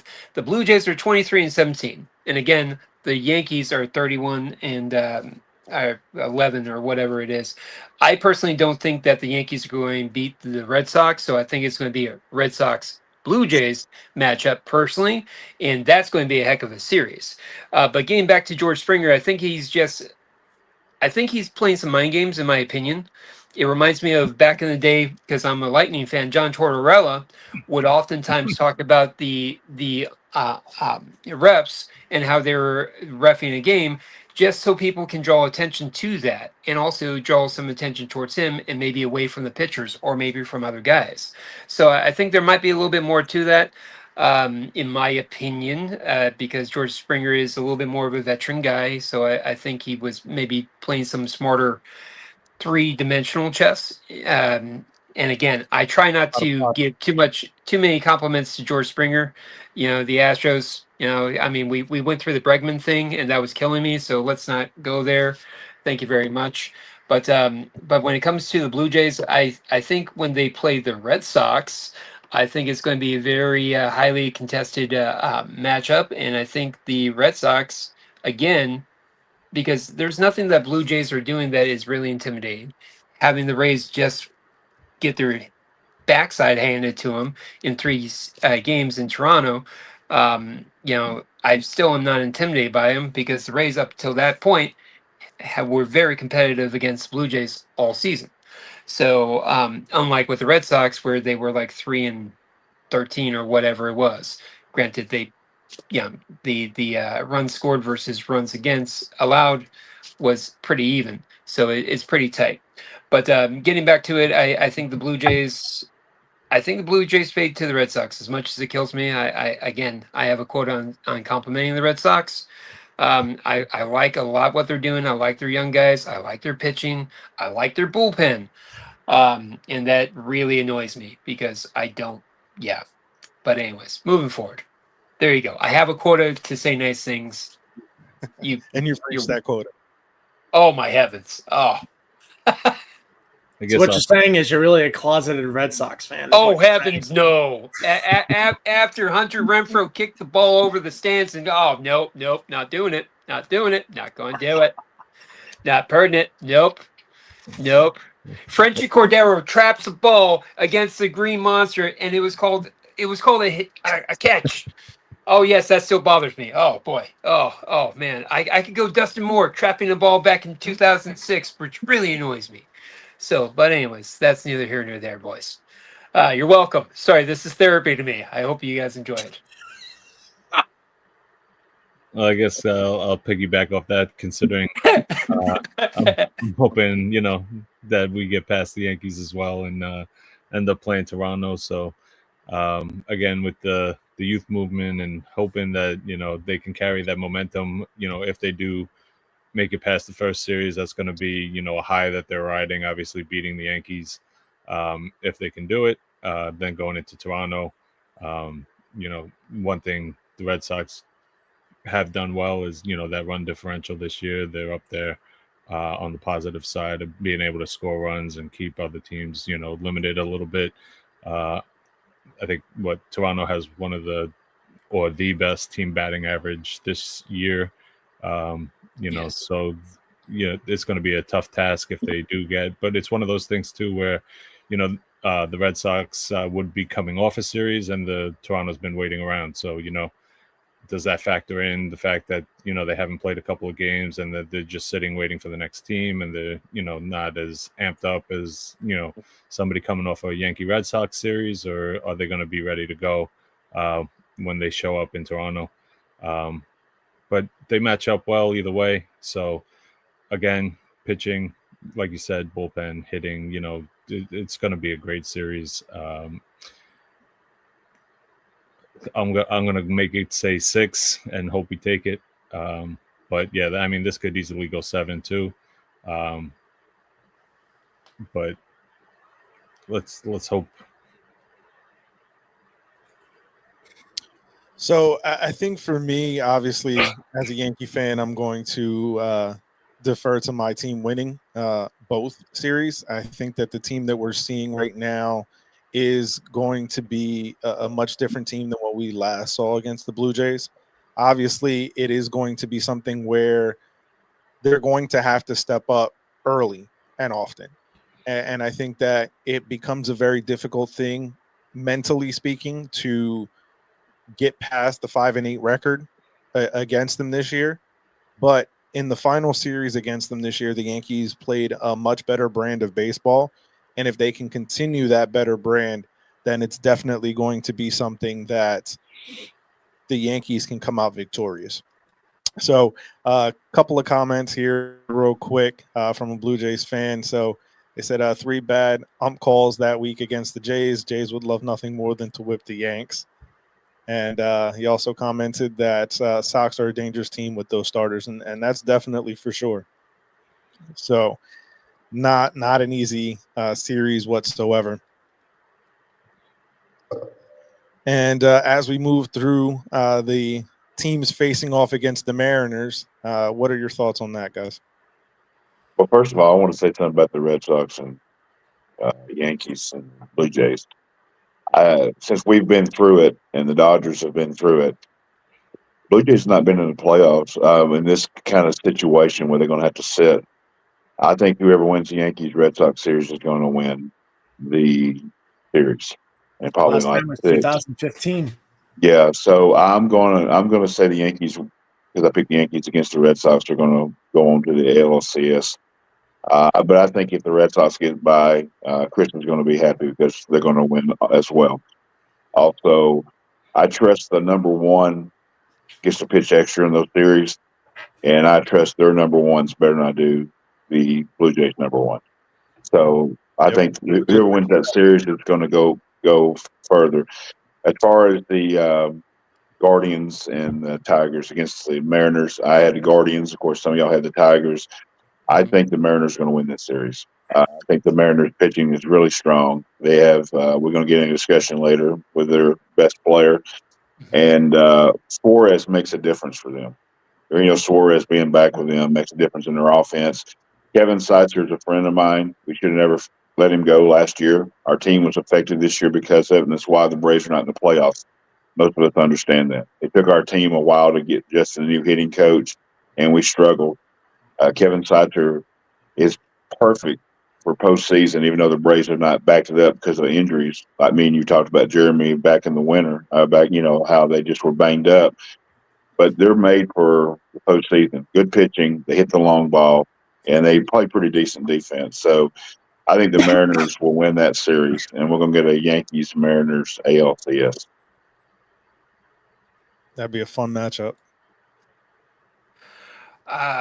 I'll go next in terms because I chose the Guardians against the Mariners, and if you got Guardians versus Mariners, I don't think it's a contest in my opinion. But again, the Guardians, what are we doing here, man? I mean, they're when trying to look at logic for how they got here. You got to throw logic out the window for Guardians and just say hands up. They're playing hot ball. They got an ugly car, but it's still racing and it's still doing well. So high five to them. But when you talk about the Mariners, they have a lot of good things now. They could be a lot better if not for their injuries. I mean, their starting pitching, that was an intimidating starting pitching to begin the season. They were my lock on favorite to go very far. So I gotta go Mariners. I don't see the Guardians. I see Cinderella turn into Pumpkin on this one. Come Mariners, but when you're talking about the Mariners versus the Red Sox, that's going to be an interesting series to talk about. And the Mariners definitely get out of the first or the second round, in my opinion, if they face whether it's the Tigers or the Guardians. I think the Mariners got it in terms of pitching, in terms of their clutch hitting, in terms of a lot that they have to offer. Randy Arozarena, again, he turns into Hank Aaron. When the calendar turns into October for whatever reason. Yep. Those power boots. He loves those boots, the power boots. So you gotta give tip your cap to that one. So Mr. Randy, love you, man. But so moving forward, that's my choice. I go Mariners. Back to you, Bob. I think I had Detroit. So I think I really want to take the Mariners, so I think I will. The breakdown of how Detroit played down the stretch, I think I'll catch up to them in this series with the pitching for the Mariners and the way they've been playing. It's another one of those things where it's like they're gonna have a bye and they're gonna be sitting, waiting, but I think that's going to be a good rest for them in this series, particularly. I think they're the better team of the three, no matter who comes out of that series between Cleveland and Detroit. So I think I'll stick with Seattle and my gut on this one. I really don't think it's going to matter who the Mariners face. I think they're just going to mop the floor with whoever they play. Quite honestly, they've been a very hot team. They're a well-balanced team. They pitch well. They hit well. And if the Yankees somehow don't end up, beating the Blue Jays or the Red Sox, the Mariners are my favorite to go to the World Series this year out of the American League. Just with Cal Raleigh, J-Rod, Arozarena, Henio Suarez hasn't really been the offensive guy that they had once before he went to Arizona, but still his defense still plays really well for the Mariners. And, of course, they're starting pitching. You got Logan Gilbert, George Kirby, to name a few. So, yeah, I think the Mariners are probably going to sweep whoever the hell they play. Or if they play Detroit, it's probably going to be a 3-1 scenario. I'll give Detroit the game against School, but if they play the Guardians, it's game, set, match, and 3-game sweep, in my opinion. Yeah, I think the Mariners are extremely strong. So whether they play Detroit, who I said getting out of the wild card round, or the Guardians, it really doesn't matter. I also agree. I do think that it probably goes 4 because of giving the nod to the Tigers in that Scooball game. But the Mariners are a strong team, and they've been able to find the offense that's kind of been lacking for them over the past couple of seasons, and that's kind of been their only real weakness. So for me, that's a team that is very difficult to go against. And so then, kind of then jumping in just to finish out the American League side of things, for me, the Yankee-Mariner matchup plays extremely well. The narrative of the battle of the MVPs, and we'll get into that in just a moment, but I think that's going to be an intriguing 7-game series. I think the Yankees, obviously playing up against the Mariners in that set, especially in that ballpark, Aaron Judge always does damage against the Mariners. So I think the Yankees would advance on against the Mariners in that series, heading back to the World Series. I think that it will be a very entertaining series going 6 or 7. I think that it's going to be a fun matchup between those two teams for sure. And how do you guys see the ALCS shaking out? Well, for me, because I have the Mariners and the Yankees, and I think it goes 7. Be an outstanding series. It'd be interesting how the teams handle going back across country and traveling. It's maybe still pitching coaching me. That leans me to the deeper staff, per se. And I love both of the best players. I think they're two of the not just best players, but great men. So I would like to see both of them in the World Series. But I think baseball's been a weird year this year, maybe stranger we've ever seen. And it could be that is the year that Seattle finally makes the World Series. So it's so hard to pick against Judge, the Yankees, especially against Max Fried. But I guess I would have to say Mariners in 7, but it's going to be a great series. I'll go next, boys. You know what? It comes down, for me, it would be the Mariners versus the Red Sox. And I am annoyed to say this, but I got to go stinking Red Sox. Okay? And the reason being is because of youth, because of their bullpen, because of their starting pitching. The Mariners, I think, are very good, but do they have enough to take down the Red Sox in a 7-game series? I do see that it would go about seven games, and as much as I would love Seattle to move forward, because I'm a dirty bird for Starbucks coffee. But no, I gotta give it to Boston. Unfortunately, it pains me to say this. Dave, I think you're right. He's a closet Red Sox fan. I think he's a closet Red Sox fan. You know what, gentlemen? You know what? No, I am not. I am a Rays fan through and through. Nope. You guys, nope. Matt Moore giving up the 500th home run to Big Papi pains me as much as David Price giving up the 3,000 hit to Derek Jeter on July 9th. By the way, my birthday. It was beautiful, by the way. That was my birthday. I watched the game. It was beautiful. It was horrible. horrible. But anyways, boys, I digress. So getting back to it, I just really like the Red Sox in terms of the playoffs, in terms of being able to capitalize, in terms of being able to fill in the gaps. They just have a lot. They're scary. They're scary as much as it annoys me. Now, will they be good enough to beat my pick for the NL? I don't think so. That's a tease. You're welcome, boys. Well, as an actual Red Sox fan, not positive. Shots fired. I would say with the Seattle Boston matchup, I think it's gonna be a great pitching duel. When you see how that's gonna line up, you're gonna see power on Seattle side of it. I think a little bit that you probably wouldn't expect. But yeah, I'll take the Red Sox again just because. I think they're a more well-rounded team, 1 through 9.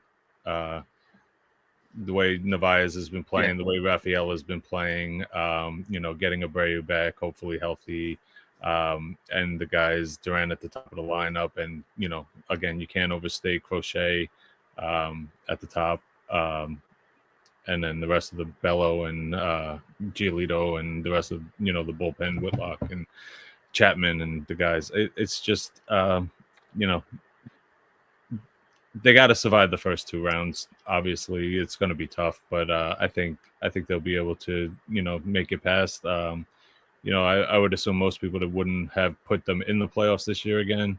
At the start of the season, especially after trading away Devers. But it's one of those things, like you said, where you get a team that's just on a run, doing things you weren't expecting, and they could be the surprise team this year. I picked them to win the AL preseason. Jeremy will tell you that. So y'all made me look like geniuses. I thought they would go all the way. And of course I know y'all were going to trade Devers, but I thought getting Crochet, I thought getting Bregman, and I just and y'all's young kids. I thought y'all were going to make some noise this year. So I'm, for one, not surprised. And I look like geniuses down here in the South because I told everybody the Red Sox are going to the playoffs, though. I had them pegged for 100 losses. I just didn't see the pitching coming through on that end at all. I definitely didn't have that. No. Yeah, no, I said it at the beginning of the season that they just needed to play better at home, which obviously they did. And that would be the difference, which, here we are now. So the funny part is now they're going to play most of the games probably on the road. So yeah, the Chapman made a huge difference.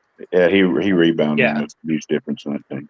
Well, that's what happens when you don't get tattoos infected in the middle of the season, or shoot a gun into your garage and do a bunch of crazy stuff, or demand a guaranteed spot on a playoff roster when you're playing like trash. But how is Marcus Stroman doing, by the way? Who? I'm so glad he's gone. Just glad he's gone, man. That game he pitched in April when he gave up like 8 runs in 2/3 of an inning. I calculated his ERA. It was a 236.0 ERA in that game. I'm like, done. Just disappear, dude. Yeah, but then he played it like an ace against the Rays, and then you drop him. Yeah, he needed to go. He was clogging up his spot for Schlittler. So he had to go. Like how Buehler's been pitching for Philly now. That one actually surprised me that you guys cut him. Yeah. That was a shock to me. I was like... Yeah, I mean, you know what? They haven't been shy about doing the things they think they need to do this year. Especially with how much money they gave him for that 1 year. Campbell started and was good, and then they sent them down. And then, they got rid of the guys that they traded Devers. They released Buehler. They not shy about making the moves they think they needed to make this year. So, I mean, it worked out for them, so a lot of credit to the staff. But I think it's because they wanted to make a statement to the young kids. I think they've done a good job of that. They're letting the young kids know we expect this way to be played and everything. And I think that's the reason why you see young kids take off. They've responded well. in the contract extensions too. I mean, they show they have faith in these guys like Yeah. Crochet and they extended Chapman another year, but also Bello, had an extension before Rafaela. Roman Anthony. They're showing faith in these guys right away. Yeah. It reminds me a lot of what the Braves did when they went out and they got their guys and locked them up. It's a very team friendly deal. So a very, very similar mindset, I feel like. Yeah, and you're gonna see it. I mean, we'll be back next year. I mean, you saw us play the way down the stretch. I mean, the Tigers lost the division because we went in there and swept them. I mean, we're gonna need a Netflix service is all. Yeah, we're gonna be we'll be back next year. It's just one of those blips in the radar. It's kind of funny. Us and Astros both had the same year, but I would expect us for sure to be back, and the Astros may not. We'll see how they handle their offseason. Yeah, I think the Orioles and the Braves were very similar this year. Just a lot of underperformance, and I would not be surprised to see both of them bounce back in a big way next year. I can't go with the Orioles, man, just because they got a lot of question marks. Now they could yeah, go ahead. What was that? I think offensively they can bounce back. I think they need to do a lot with that pitching staff, though. And that's what I was getting at. Yeah, their pitching staff is something that has a lot of question marks. But here's the thing: you can pick up a guy, and they also have some nice pieces in their farm. A lot of the guys have been promoted, but you can still potentially pull some guy from their low A's and maybe get a guy who was on the last a pillow contract, if you will. But we'll see. I mean, the Orioles, they hit rock bottom pretty hard, but it didn't surprise me, to be honest with you, just because of how top heavy their farm system was.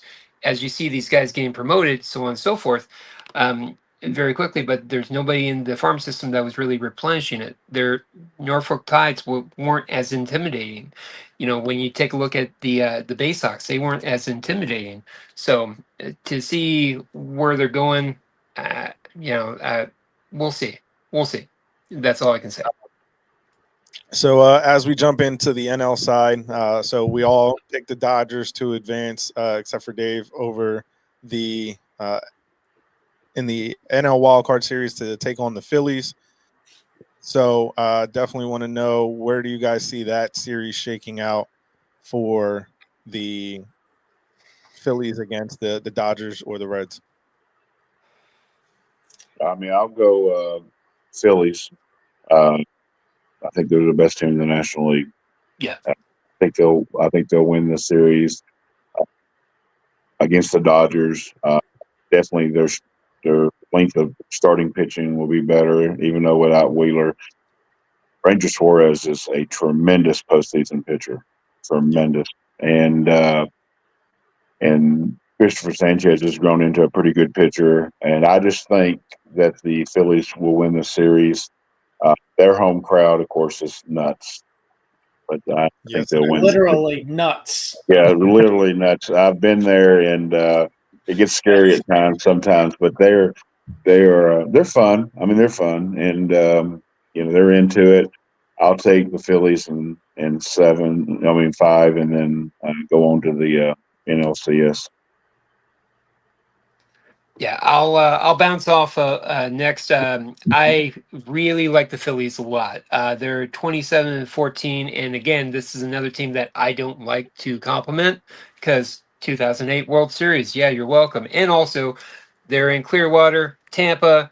I have to hear the Garbanzo stuff all the time, so yeah, I don't like complimenting the Phillies. Not as bad as the Red Sox or the Yankees, mind you, but it's close. It's close. But so to digress, the Phillies, they're 27-14. They were the second best team since August 15th. Of course, the first best team I already had out after the first round, the Yankees. You're welcome. But the Phillies, 27-14. And if you just look at them across the board, Christopher Sanchez, whoever traded him from their farm system is an idiot. Just saying. That guy is a beast, and he really has developed into a sharp guy, whatever happened to Curtis Meade. But anyways, to digress, the Phillies have a lot of good things going for them. I like them winning the series. I personally think it's going to be a 6-gamer. In my opinion, the Dodgers, they're still going to be the Dodgers. They're still going to be a juggernaut. They'll still be great for many years to come. But I just like the Phillies. They're a hotter team, and we'll see how far they go up my list, my friends. Yeah, I agree. I think the Phillies have something to prove, especially after last year. I think this is one of those things where, like you said, there hasn't been a repeat champion in a while. I think I had the Dodgers, clearing Cincinnati, but Philly's not Cincinnati. They're going to take it to the Dodgers and win the series. Yeah, it'll go 6. But they'll pull out in the end. They got a lot of good things going on. They're in their spot in the bye, and they'll pull it out over the Dodgers. Yeah, I feel the same way. Carl Schwarber's been on an absolute tear. Bryce Harper's Bryce Harper. Sixto Sanchez finally figured it out. Jesus Luzardo has been a nice addition. Depends on what version, on what day you get him. Ranger Suarez is a beast. And they replaced Zach Wheeler with Walker Buehler. And then you got Johan Duran at the back end of that bullpen. So, huge pick. Yeah, that Dodgers series, I think, at least goes 6, if not 7, against the Phillies. But we all saw what happened to Philly last year in the playoffs, and it wasn't pretty. So hopefully for them, history doesn't repeat itself. And like I said, I kind of like having the claim that we're the only repeat champion in the last 25 years. So to lose that would really suck. But Roman, to your point, I actually was one. The 08 World Series, you can blame the commissioner of baseball for that one, for suspending the game in the 5th inning. And I was actually hoping the Rays won that World Series because Rocco Baldelli actually went to high school with my cousin, and I was a huge Baldelli fan growing up when I was in high school. So being from Rhode Island, I was rooting for the Rhode Island guy. And Danny Wheeler went to high school with 2 of my other cousins. We talked about this during the season preview. Come on. It's great stuff. Banter all the way across the board. Yeah, stop. I was hoping the 2 Rhode Island guys were going to win a World Series ring that year, but the commissioner of baseball decided to suspend the game in the 5th inning due to a rain delay while, the Rays were dealing in that game. So, yeah. Well, we could talk about mismanagement, but during that series, I can 100% agree with you on that one. But you know what? You might want to check your closet because you almost sound like a closet Rays fan, baby. I do own a Rocco Baldelli rookie Rays jersey. It's hanging in my closet, loud and proud. Okay, yeah, the Woonsocket Rocket, baby. Just saying, just saying. Come on. Hey, there's plenty of seats at the Trop with me. Come on There's over. only one guy I rock that jersey for, and that's Rocco Baldelli, and that's where it stays. Hey, look, man, whatever happens when the lights turn off, that's between you and whoever, okay? God bless you. So to round out the discussion here, for me, it's the Phillies. I think that they are one of the strongest teams in the league this year and have been all season. They're the one team that had the division locked up super early. I think it was a 12-game lead in the divisional battle. So I think that when you look at what this team is capable of, they're just so strong. So I think that they easily – I don't think it's going to be an easy series with the Dodgers, but I think that they're going to be the ones that come out victorious. Now, on the other side, we got the Padres and the Cubs battle versus the Brewers. For me, I think the Padres are going to be the ones that take that series against the Cubs, and I also think they take the series against the Brewers. I think that it is a Padres-Phillies NLCS matchup. I think that that's going to be an extremely fun series that goes the full 7 games. And for me, it's a toss-up. I think that either side could go. I do think the Phillies are a little bit stronger than the Padres. But to me, it's going to come down to, honestly, which home ballpark atmosphere can play a factor towards the other more. And we saw that play out for the Phillies in 22 and over the Padres, especially when that guy made that stupid rap song. That was the end. That was the beginning of the end for the Padres that year. But I think that either side is going to be a very strong candidate for making it to the World Series. But for me, it's Phillies Padres in that NLCS matchup. For me, it's going to be the Brewers. Watched them play up close. Was we're A-listers. I've been for a long time. Got to go down on the field and clubhouse, sat behind the dugout, and they are really fast, and they really run, and they play really good defense. And that's the kind of team that will give the Padres or the Cubs problem. I have the Cubs coming out slightly, but either one of them come out, I think the Brewers are way overlooked just because they don't have the big name. They don't have the Judge. They don't, have the Ohtani. They don't have the Schwarber, Harper. Even Raleigh's made a name for himself. But I'm telling you, that team they play very well.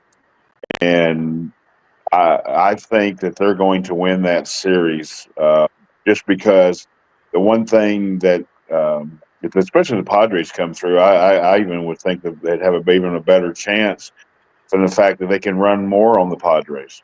They're going to run. You're going to watch a lot of stolen bases. It's going to be old school baseball. It reminds me of, this is going to tell my age because y'all are a lot younger than me probably, but the St. Louis Cardinals teams in the 80s that just run you off the cart, and that's what the Brewers are going to try to do. And they have pitching, and I expect the Brewers to play the Phillies in the NLCS. That's the team that's going to surprise a lot of people, especially in the New York area, because they probably don't know half the team that's out there because they don't have those kind of names. But they can really play, and they've got some kids that can really run. And Sal Frelick is a kid that they're going to hit triples.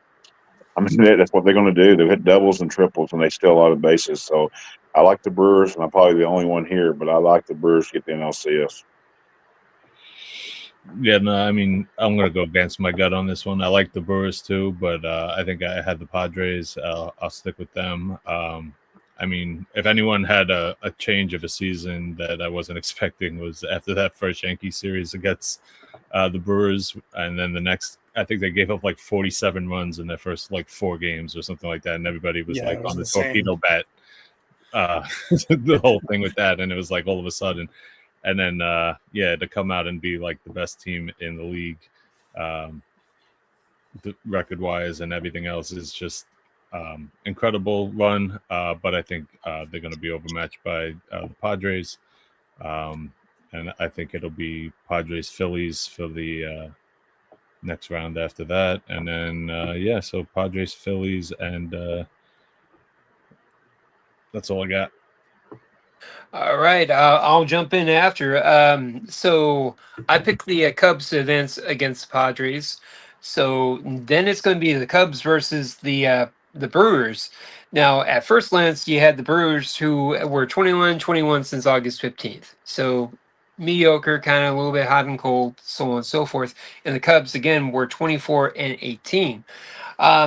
In my opinion, it's going to be that little rivalry between Milwaukee and Chicago that's going to really infuse this series. It's going to be a very good series, in my opinion. I personally have the Brewers actually going for the upset on this one, even though they're obviously the higher seed. I see the Brewers taking it to the Cubs. The Cubs have a lot of good things, but I like the Brewers in this series, especially with the rivalry and a lot of things going on. Milwaukee's going to be jamming. Absolutely, especially if they're playing the Cubs, they're going to be absolutely jamming. So I like a lot to go through. I like the pitching a little bit better with the Brewers in this particular series. So I got the Brewers versus the Phillies in the NLDS, and we'll see where I go from there, my friends. Yeah, I'm gonna go with the Brewers on this one too. Just think they got too many weapons, and this is another team that when it gets to the postseason is very sneaky. They almost pulled it out last year. If it wasn't for Devin Williams giving up that home run to Pete Alonso, they had that game won and they were moving on to the NLCS. So I don't think they're far off. Their starting pitchers are solid. Yeah, they were 500 team down the stretch, but it doesn't matter. It does matter how you finish but it doesn't matter like how you get there. If you get there, you get there. But I just think that the Brewers, just for whatever reason, become a different animal in the postseason. And it's been like this for the last 5-6 seasons, however long it's been that they've been making the playoffs. So If they don't do it this time around, I think there may be a free agent or two away from really, really making a significant impact in October. Yeah, for sure. I think it's going to be a fun series. So now everybody got to say their World Series matchup and who wins. I'll go. I got the Mariners, of course, against the Phillies. And like I said, I think the Phillies have been the best team that I've seen this year. And against the Mariners, the interesting part about that is I led to it a little bit, Jeremy, when I said it's been a funky season. And I just got this weird thing that we're going to see a Seattle Mariners World Championship, which is, I don't know, might be the best thing for baseball with maybe a pending lockout coming. That a team that's not one of the big boys, one of us, no offense, Roman, but one of us that have all the money in the crowd and stuff. Got people, and Roman brought up a good point. Randy Arozarena becomes Babe Ruth in these playoffs, and I just got a weird feeling that this might be the year for the Mariners. And also, I wanted to pick somebody none of y'all would pick. So I'm going to go with the Mariners to win it all, and probably definitely 7 games, and which would be a fascinating World Series. And I will take Roman's Randy Arozarena as the World Series MVP.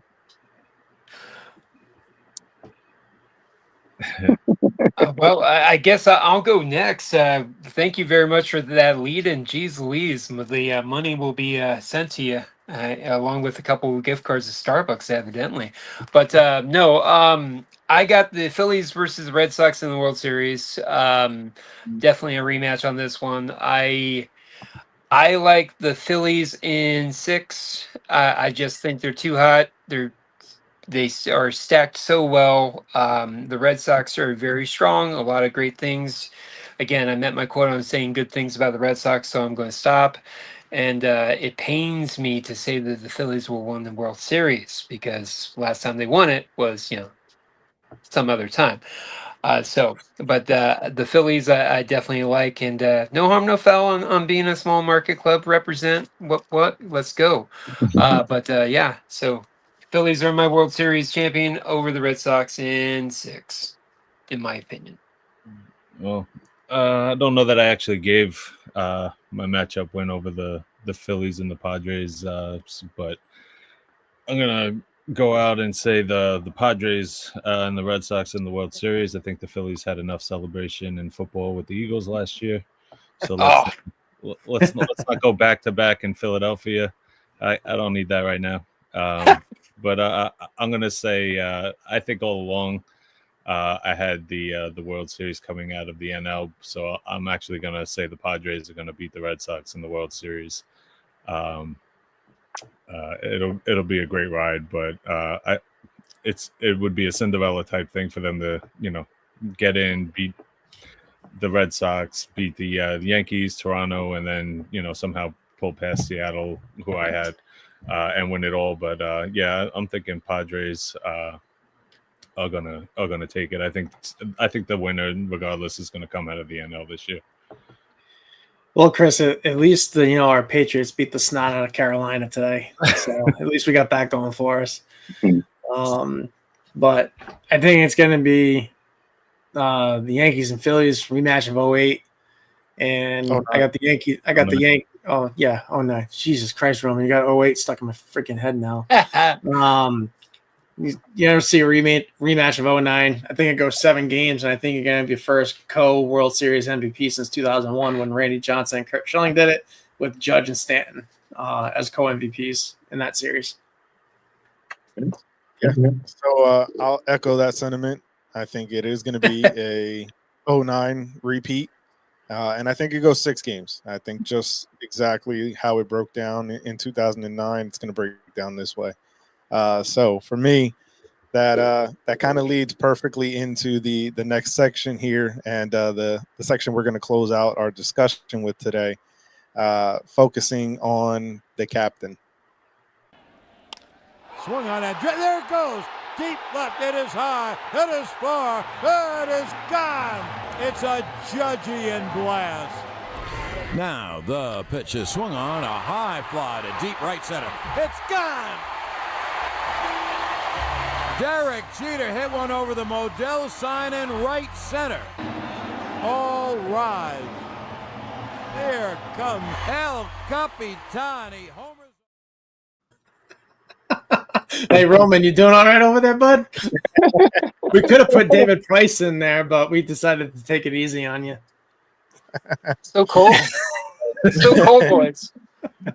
So cold. Not too lanky.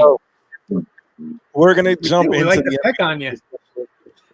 we're gonna jump into the MVP discussion as we round things out here. So obviously, when it comes to this discussion, both in the National League and American League, it really comes down to how you define most valuable player, right? So we're going to start with the National League discussion just because I think it'll be a little bit quicker for this particular group. But in the NL, the three guys that are being bandied about as far as the heads in terms of, you know, the projection numbers is Shohei Ohtani, Kyle Schwarber, and Juan Soto. As you can see on the screen now, we have the head-to-head matchup between the three for their career numbers. But when you look at what this squad can be, when you look at what these three contenders could be, I want to know from you guys, what do you value as part of your thoughts on what the most valuable player is and what that award means? Well, for me, I mean, you know, the old coach in me, it's not just war, because you can have a great war and it doesn't mean you galvanize your team to victory. So it's interesting you got those three up there. Juan Soto is a tremendous player, and you could really make a case as far as the best player in the National League this year. Juan Soto might have been it, definitely from June 1st. He was tremendous. But it's funny, when he got hot, the Mets got cold. So it's hard for me to give Juan Soto the MVP. Again, the way I look at it is most valuable player means you're bringing something to the table. This is still a team sport, and you bring something to the table that other players are not able to do, and that's take your team over the threshold. The Dodgers were ravished by injuries, and Mookie Betts, who's one of the greatest players ever to play a game, suffered his worst career season. It was terrible. And Freddie Freeman stayed hurt. They had a great year out of Will Smith, which helped them. But Shohei Ohtani really was he hit all year long for them. And Kyle Schwarber, between Turner's injuries and Harper's injury and everything they had going on, was constant. So to me, it comes down to those two, and that's not a slight against Soto, and this is not a brave hate. This is not me trying to hate on the Mets. If Soto had played for the Braves, I'd be saying the same thing. That for me, it comes down to that. And so in this case here, Shohei probably gets it just a little bit over Schwarber. But if I was casting a ballot, yours truly, I'm sure Shohei's going to win it. But I would probably cast it for second for Schwarber and a third for Soto. And just because I think having your team go to the next threshold does mean something. Next, to me, the MVP, if you take that guy away from the team, how well will the team perform? That's how I've always viewed the MVP. That's how I always viewed MVP for teams that I played on, so on and so forth. Is he carrying the team? Is he the straw that stirs the drink? To hit home for you boys. Is he? Yeah, you're welcome. You're welcome. See, I'm learned. You're welcome. But no, you get back to it. So when we use that criteria, you take away Soto from the Mets. The Mets are probably still doing what they're doing right now and watching TV. You take away Schwarber from the Phillies. I still think that they're a playoff team. You take Ohtani away from the Dodgers. I don't know. Based on the aforementioned the injuries that's going on with Friedman, with Betts having an underperforming year. So you take Ohtani away. I think that's pretty tough, in my opinion. So based on that criteria, I would have to give it to Ohtani. As much as it pains me, I would have to hedge my bets towards Ohtani on this one.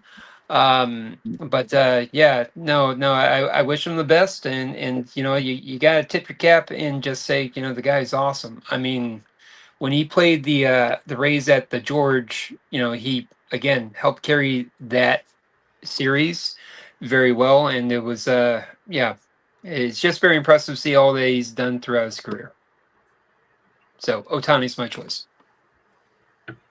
Yeah, I mean, I have to agree with the pick. I think Ohtani is obviously gonna, well, not obviously, maybe to everybody, but obviously for me, gonna win. As far as why, it's a mixture of everything. Leadership, like take him off the team. Is he going to make the team better, or are they going to not make the playoffs? What does he produce on the field? It's not just a look at the screenshot of the stats and say, all right, this guy put up these numbers and this guy put up these numbers, and which one do you think put up better numbers and he's the MVP? I mean, that's just not what it is as far as most valuable player. I had a lot of talks when the Yankees were winning world championships. I always said Mariano Rivera was the MVP of every single one of those teams. Like, he was always the guy that carried them to win. He wasn't going to be the MVP of the league, but he was the guy, that you knew you could rely on when the game was on the line, and he was going to win you a championship. So the guy you can rely on, these guys are some of the best players we've seen in history. As far as the numbers they're putting up. So, there's a great season and there's, value that you provide. And Shohei Ohtani, since he's been on the Dodgers, has been that guy. Oh, yeah. So, obviously he's putting up the numbers still, so that takes a lot into it. But, yeah, he'll take the award at the end of the year. Yeah. For me, the MVP, I think is the highest award in all sports, to be honest. And I know I'm going to catch a lot of shit for saying this, but I really don't care. I think in order to qualify for the MVP, your team has to make the postseason. I don't agree with players winning an MVP award that are on underperforming teams that, while you may have been the most valuable player on the team, your team still failed to make the postseason. And I think that is a key indicator as far as galvanizing a team, as Ken said, and getting them across the finish line. I think that's a big part of it.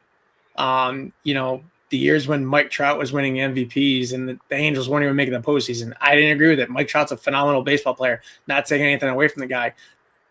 I just don't think getting the highest award in baseball, I don't think that's appropriate, and take Carl Schwarber away from the Phillies. I don't think the Phillies make the postseason because he kept that team going when guys were in funks, weren't hitting. That guy was just mashing balls all over the place. Same thing with Ohtani. You take him off the Dodgers, I don't think they make the postseason either. Just because how Freeman and Betts performed this year with injuries mixed in there. Don't really care about the National League MVP. I've never been a National League guy except for 2016 when I wanted the Cubs to win, just because of how bad that fan base suffered for so long.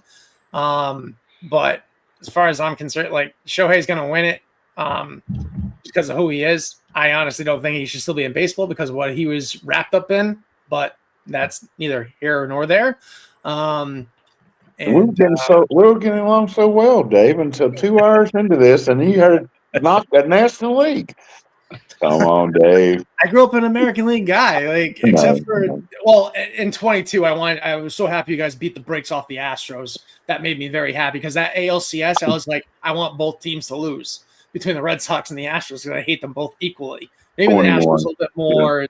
Maybe the Astros a little bit more, but in recent history. But that's how I feel about the MVP. I feel like your team has to have made the playoffs. Same thing with Manager of the Year. I don't think managers should be getting Manager of the Year if they don't make the postseason. Well, in some circumstances, it does apply, but that's just how I feel about those end of the year awards. I think the voting should take place after the postseason, not after the regular season, and it should everything encompassing the whole season between the regular and the postseason should go into making that decision. So I'll push back on that a bit, just because these are regular season awards, right? So the postseason really, to me, shouldn't factor into what these regular season awards mean, right?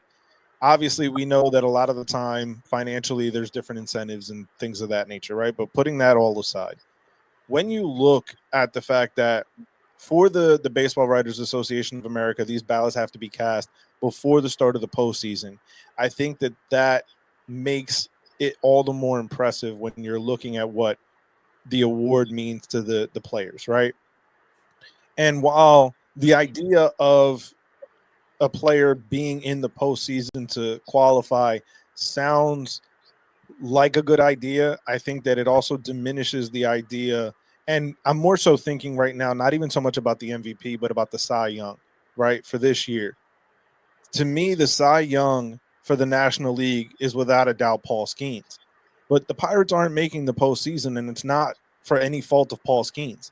He has an under 500 record and has nothing to do with the way that he pitched on the mound this year.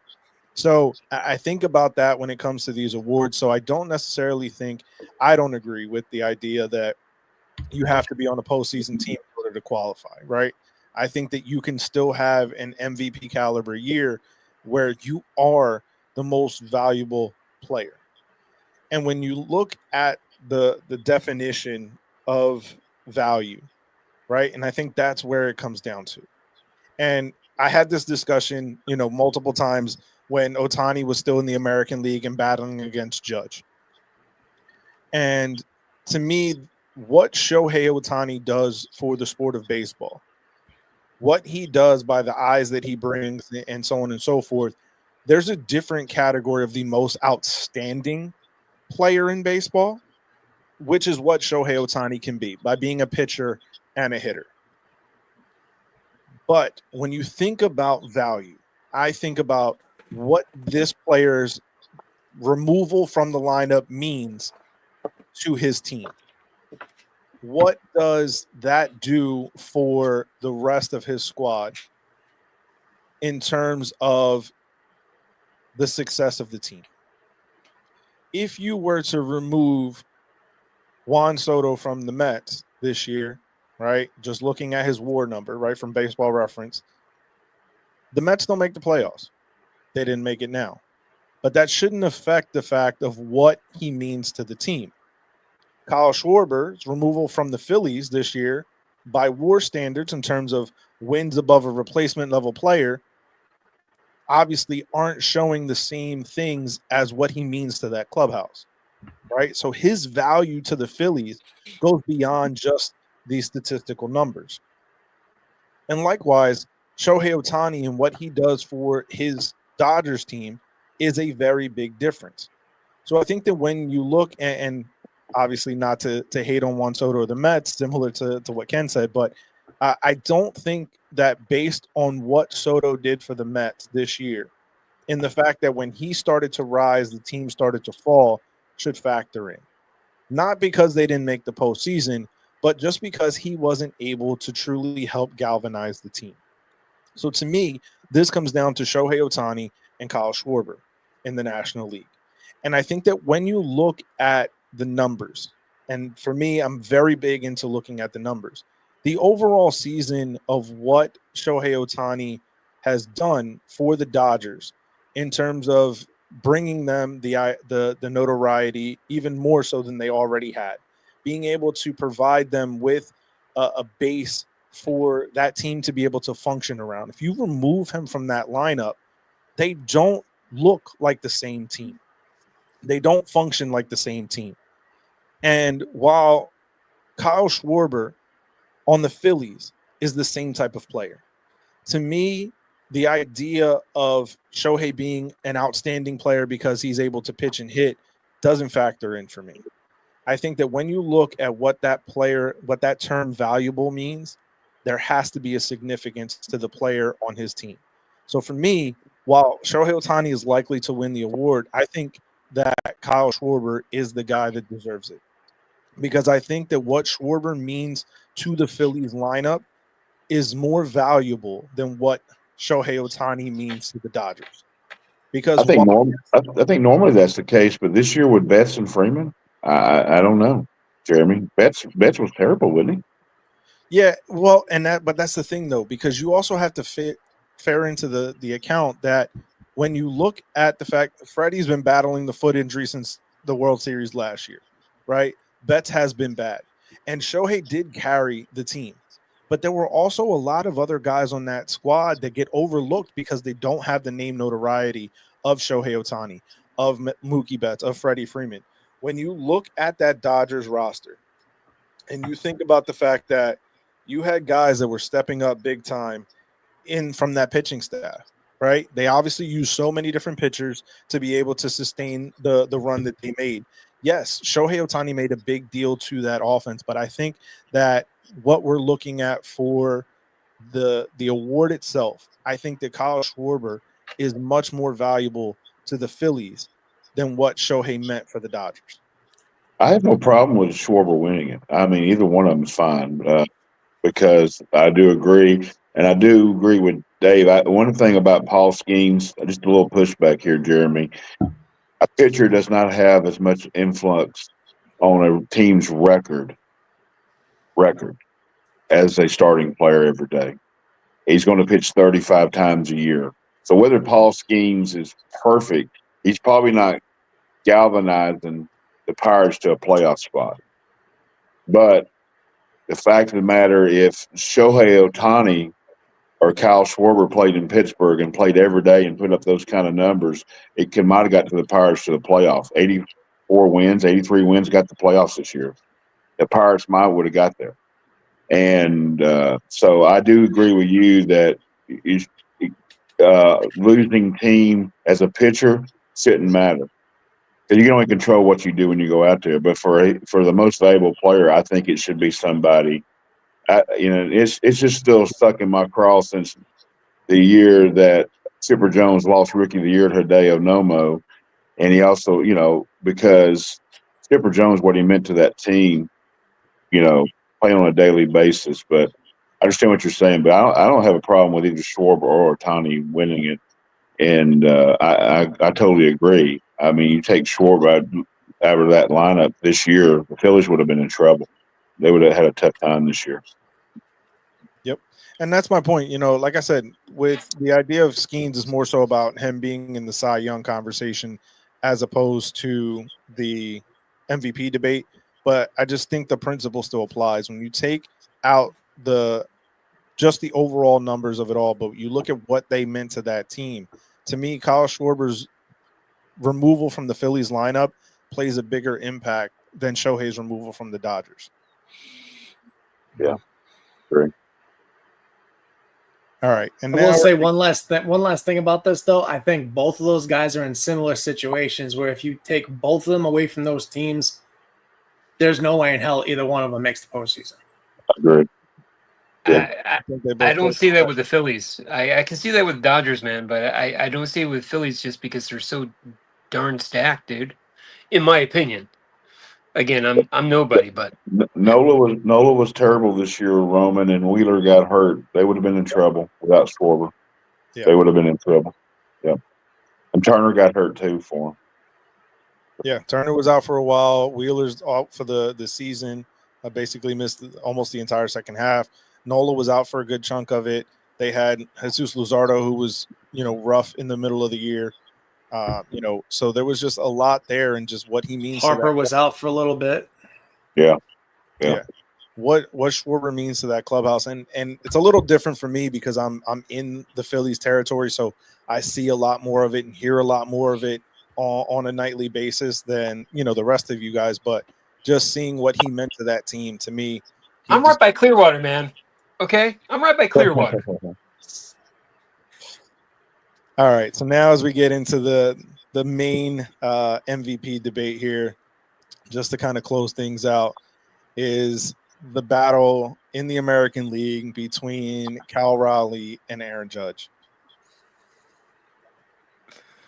This is making my blood boil. Well, Dave, here's the interesting thing about this with these two guys. They meet all the criteria we just talked about. Yeah. Yep. All the criteria, great clubhouse, great leaders.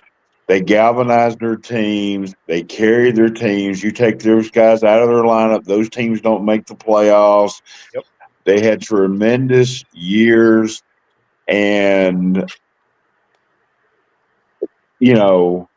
they both have done things that we have not seen. I mean, I know Raleigh did something we've never seen. As far as the catcher Not by a and catcher. and A switch hitter at and a that. switch hitter.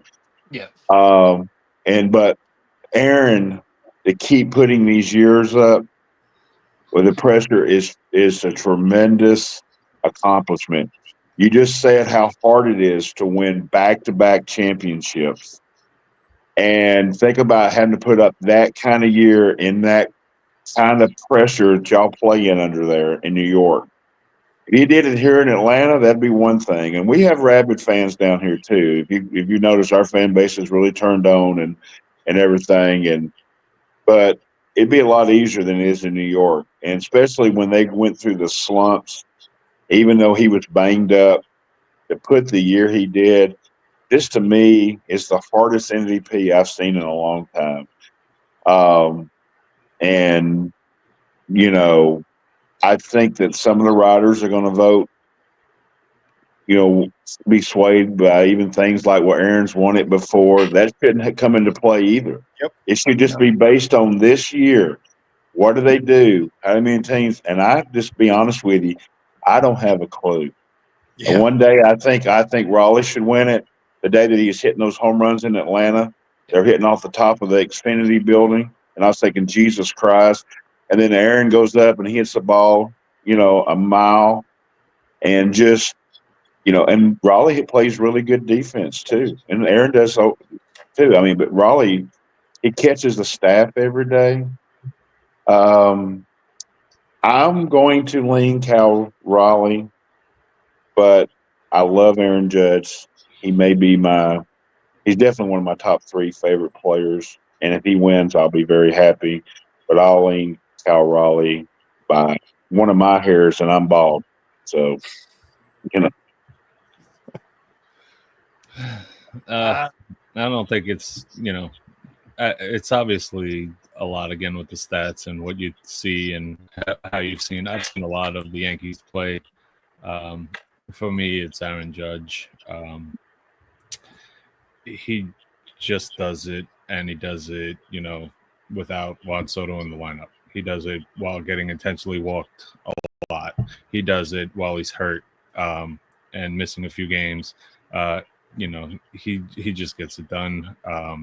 It's a few home runs here, a few RBI there, as far as stats, but Aaron Judge is the MVP of that team. He's the MVP this year, I think. Cal Raleigh put up a tremendous season. And like I said before, there's a difference between putting up a really good season and just being, he's what Seattle needed, obviously, to get to the playoffs and to put up such a monster year. He's definitely the most valuable player on his team. But I think if we're going for a league-wide most valuable player, Aaron Judge is the solidified choice for me. Like I said, I've seen him a lot, and there's nothing that compares to what I've seen. So I'll go next, boys. Short answer, Aaron Judge absolutely deserves MVP. However, when you take a look at in my opinion, if you take away, if you take away Aaron Judge, okay, from the Yankees, you still got a very strong squad. The Yankees scored 800 and yada runs this year. Aaron Judge contributed 114 RBIs of that. Okay, so you still have 700 plus runs scored if you take him out of his production out. Now let's do the same thing with with Cal Raleigh. Cal Raleigh carried him, and I'm speaking from a Rays perspective, where you take Cal Raleigh out of that series, the Rays don't get swept in Seattle in their West Coast trip. Period. I can stand on that. So Cal Raleigh, I think, in my opinion, as much as I don't like giving a 264 hitter the MVP, if you take a look in terms of what he does as a catcher, and yes, I'm a former catcher, but hey, high five. Hey, catchers are good looking, they're funny, and they're very talented and extremely underrated. So what's your excuse? Huh? Oh, my heavens. No, I wasn't wearing a Rocco Baldelli jersey. No, but moving forward. So we can do this all day, baby. Come on, let's bring it. But no, so we'll have a spin-off podcast. There you go. But no, getting back to it, in terms of Cal Raleigh, Aaron Judge, absolutely. I honestly want to give it to Aaron Judge. I want to say hands down, there's no reason for me to give Cal Raleigh back. I can't. If I had a vote, I'm giving Cal Raleigh because of what he means to that team and what he's done for that team to propel them to, by your own criteria, Dave, propel them to the championships, propel them to the playoffs. Period. That's my opinion. So, all right. Well, that's good to know that I'll never, ever be invited to these things ever again. Thank you very much, you guys. Appreciate it. We never said that. We just like ragging on you because we can, and you're a Rays fan. Oh, So, yeah. I No. mean, Are you kidding? No. I mean, it's all right. Hey, I wish I could have chosen a winner and not be made fun of. my dad raised me a Yankees fan. Growing up I didn't even know who the hell the Red Sox even were until I started going to school. Like growing up, all I knew was the Yankees because my dad, and that was it. And figured out geographically where we lived, and things were explained to me. But getting back to this, I'm not taking anything away from Cal Raleigh either. What he's done, we haven't seen since the likes of Johnny Bench.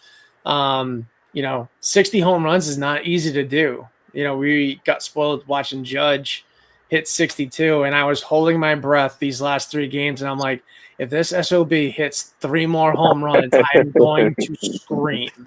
Because I think if Cal Raleigh overtook Aaron Judge, the American League home run champion, I think that would have swayed it right into his wheelhouse. But getting back to this, like the Yes Network put up a graphic today of all the offensive categories.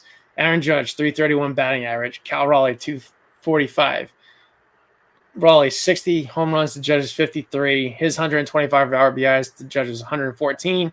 Aaron Judge's OPS is otherworldly, 1,145 to 946. Runs scored 137 to 110 in favor of Judge, and the F-WAR 10.1 to Raleigh's 9. Now, where I have an issue with the writers passing the Cavassier amongst each other and giving it to Cal Raleigh is how in the world are you going to give someone – how in the world do you not give the MVP to the American League batting champion? Like, that to me just kind of is like a head scratcher. Why? Hey, Yandy Diaz would agree with you, my friend. Yeah, it's happened before. I get it. Like Raleigh's hit 60 home runs, but a 245 batting average. So you're either striking out, you're hitting the ball over the fence. That's how you end up with a batting average like that. And if you take Judge out of the equation, say Judge and Stanton were both out of the lineup the beginning of the season. This year for the Yankees looks very differently because then you're asking Jason Dominguez, Cody Bellinger, and Trent Grisham to carry this team, which I don't think happens. And not only that, the protection that Judge provides in that lineup to the other guys is needed. Like, 100%. I have a very hard time not believing that Aaron Judge doesn't win his second consecutive MVP. And if it does happen, then it's just Yankee hate, in my opinion. And they're giving it to the new guy. It's not Yankee hate. You It's take not. you take that Cal Raleigh out of that Seattle team. He's their catcher. Catches that staff. That team does not even come close to 70 wins. I get Listen it. to your boy. I get it. But Aaron Judge is leading in several offensive categories where Cal Raleigh is not, and that's where I have the issue.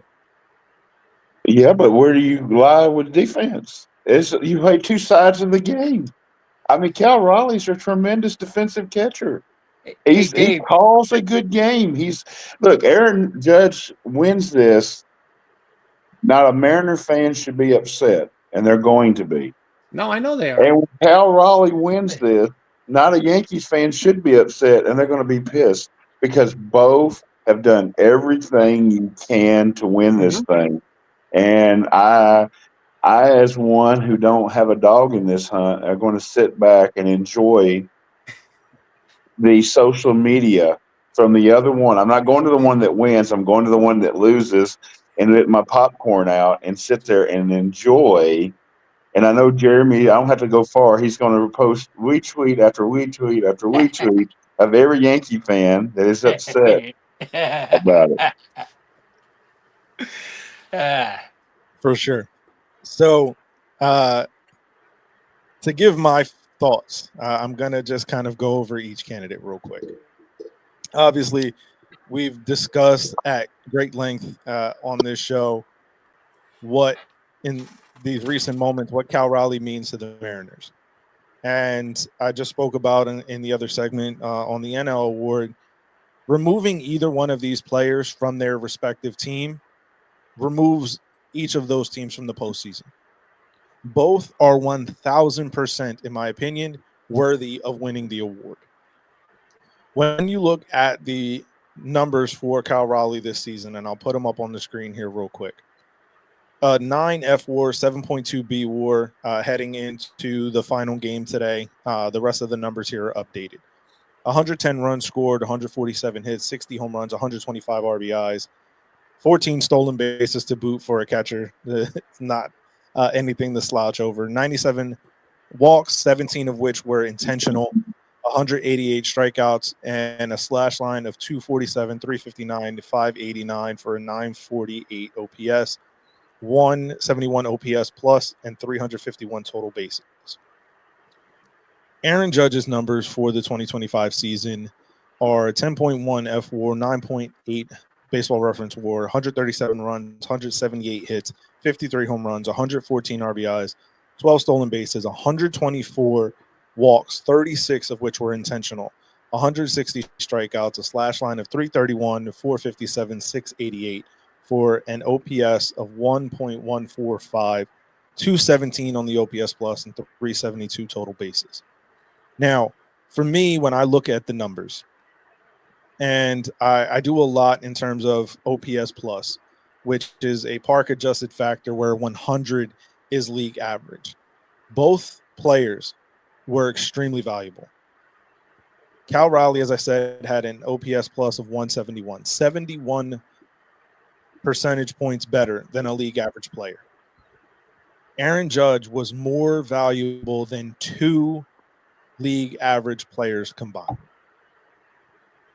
When you look at this year, and obviously walks is a big deal in terms of the analytical game, Aaron Judge had 124, 36 of which were intentional. That was more than several entire teams combined this year in terms of intentional walks. Aaron Judge's removal from the Yankee lineup makes the Yankee lineup nowhere near as feared. And while Cal Raleigh's presence in the Mariners lineup posed a significant improvement to it and a significant threat, especially being a switch hitter, for me, when you look at the numbers that Aaron Judge put up, this is numbers that we have not seen since Babe Ruth. There was a stat that came out this past week when Aaron Judge hit his 50th home run, that there are just 4 players in Major League Baseball history to have 4 seasons in which they hit 50 or more home runs. Babe Ruth, Mark McGwire, Sammy Sosa, and Aaron Judge. And obviously 2 of those can be removed in terms of steroid participation. And that makes the list even that much more exclusive.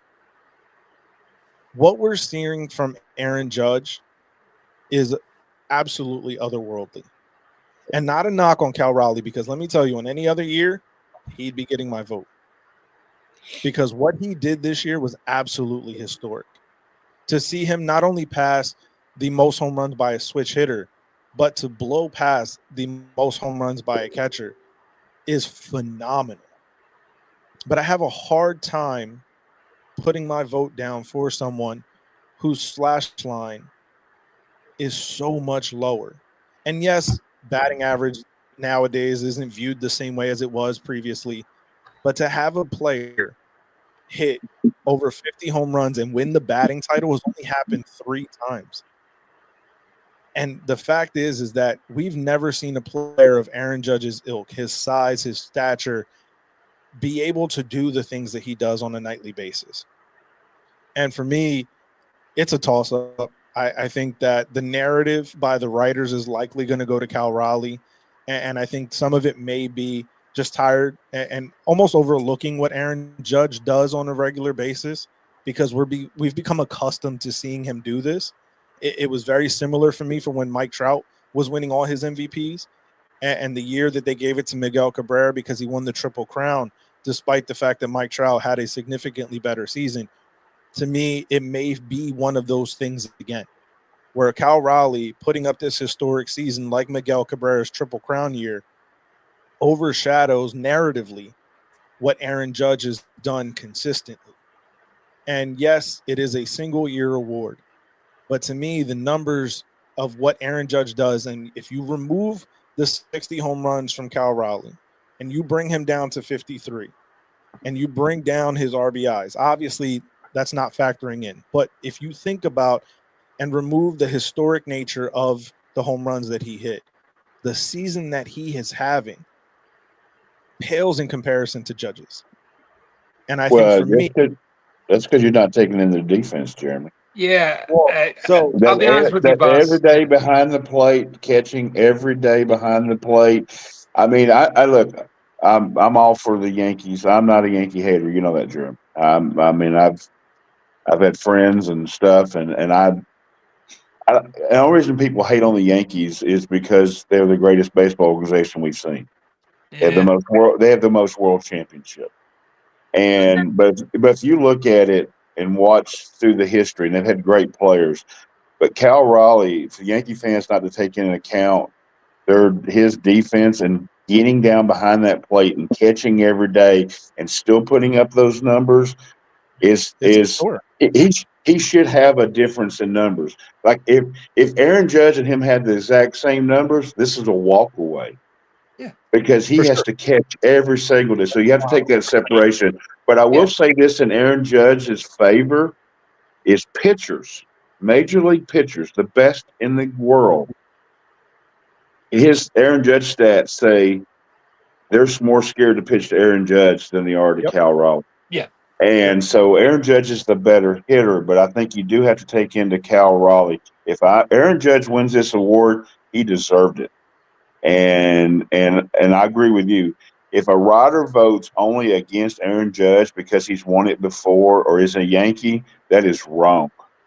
You pick who you think it is and what you go by. Aaron Judge has done everything to win this award. And it'd be the same thing in the National League. People picking against Shohei Ohtani because he's from the $1 billion organization.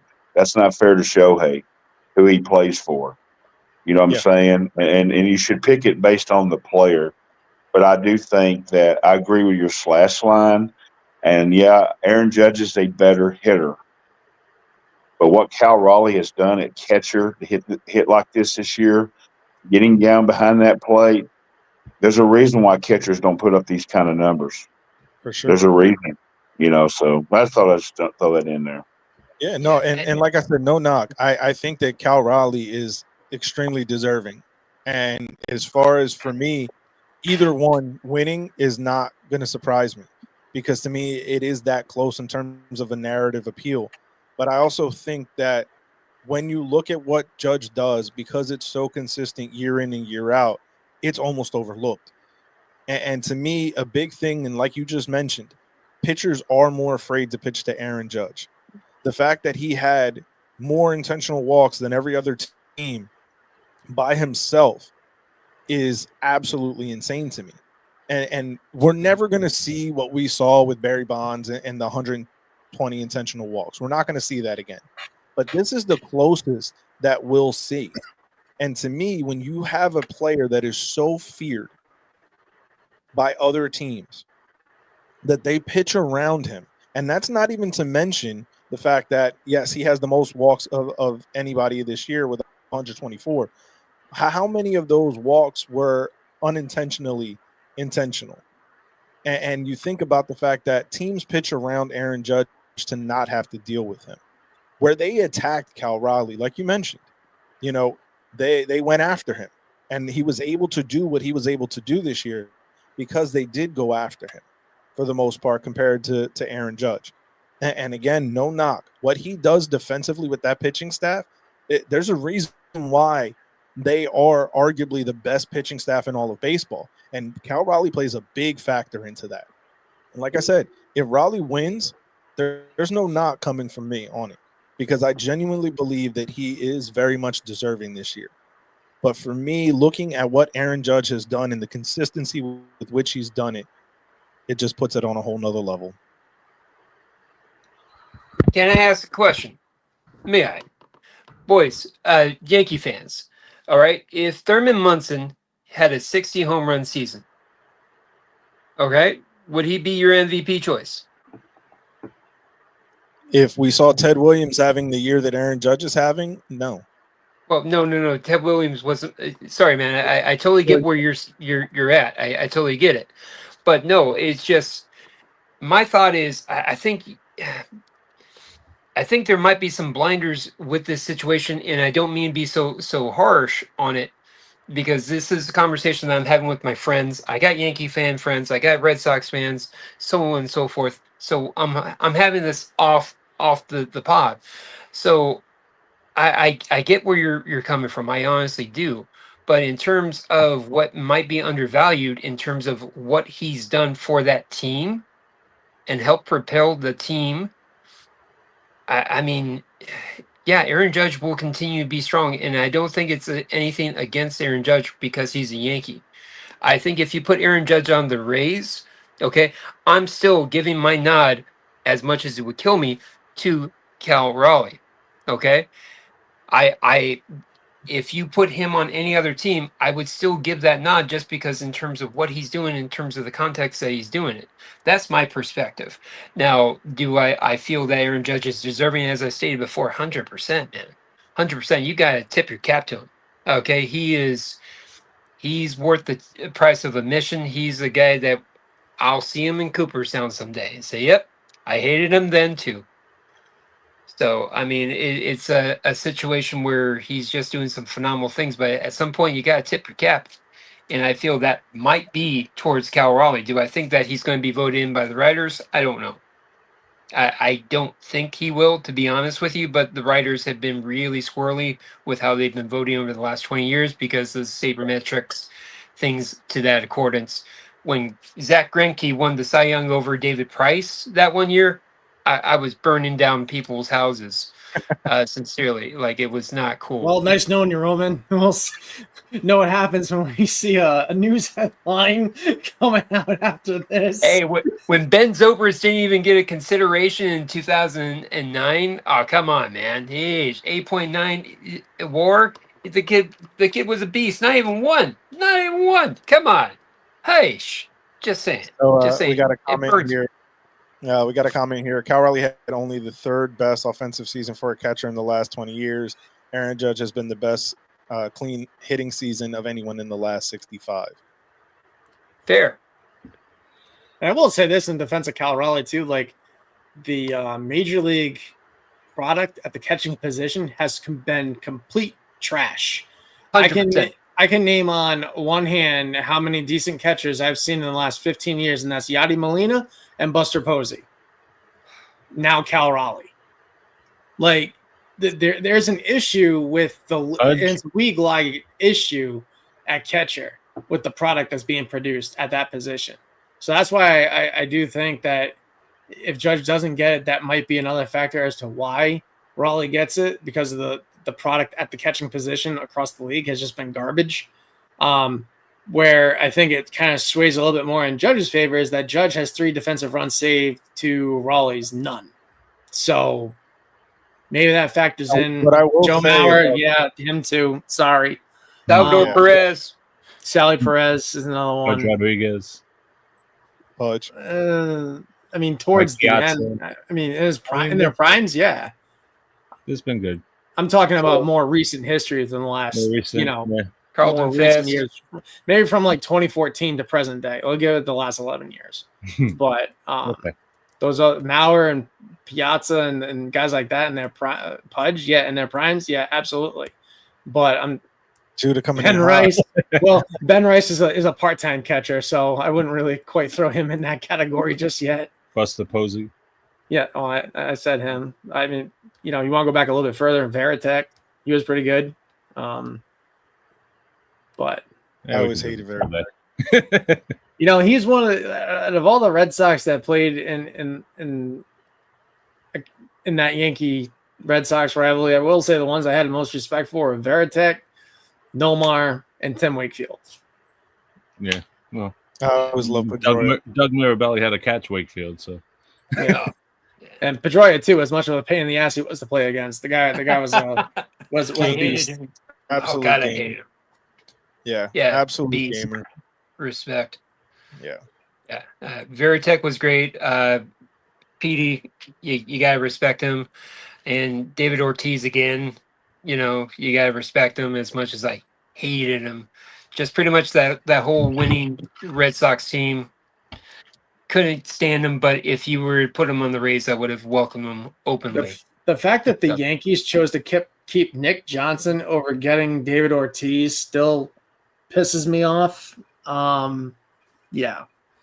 My friend, we chose Tim Beckham over Buster Posey. All right? You keep on saying Buster Posey. That no. Well, I didn't know that. Well, now you know. Okay, it's a trigger for me. It's a trigger for me, man. Come on. Everything's a trigger for you. You need a hug? A box of tissues, maybe? Not from you wearing that. No. Put your Rocco Baldelli jersey on, and then we'll talk. All right. Well, this has been an absolutely lively discussion, as you've been able to see and tell. So we want to thank you once again, guys. We want to thank you, Roman, Chris, and Ken, for joining us today. This was absolutely fun and very insightful debate into the mindset and the thought of everybody here. So once again, no doubt about it, keep it locked in here to the Pinstripe Plunge Report and the Baseball Banter broadcast, as we will be continuing coverage on the postseason. And it's definitely going to be a fun ride, no matter what team you're rooting for, no matter what series you're most excited to watch. I think this could be one of the best postseasons in terms of just the matchups that we've gotten and the way that it could shake things out narratively speaking. This is going to be a very fun postseason ride. So I definitely want to thank you guys again for joining us. If you guys want to let everybody know where they can find you to get more thoughts on your teams and on baseball as a whole. I contributed Baseball Banter broadcast. You can check out my game summaries. Most of them were comical these days because there's not much to cover. So, but you can follow me at Rome de Rod at Twitter, and I also do some great stuff with a Cinematis podcast, movie podcast as well. And stay tuned. I might be doing some other stuff. But best of luck to everybody's team. Sincerely, as much as it pains me, So I wish you guys the best. But you guys are good dudes all the way around. Don't ask me for that in writing, Dave. But yeah. Hey, all you gotta do is run the tape back. So I define the word guys and you. Thank you. No, come on, low demographic on that one. Hush. I'm gonna keep my opinions to myself on that one before I get in trouble. Yeah, I mean, I chime in here and again there on this cast, but I'm not overly active on social media. I'll throw in my opinion every once in a while to somebody while I'm following along. But yeah, C Ross BYC11 on Twitter. X, whatever you want to call it these days. But I'll give you guys more of my opinion than anybody else. So that's about it. I like it here. Yeah, and we appreciate and like having you guys on with us just to keep that banter rolling. So as always, Dave, let them know. All right, we'll see you Tuesday. Yeah. Yes, we will. So see you Tuesday night. Thanks for tuning in. You guys are listening on the audio platform.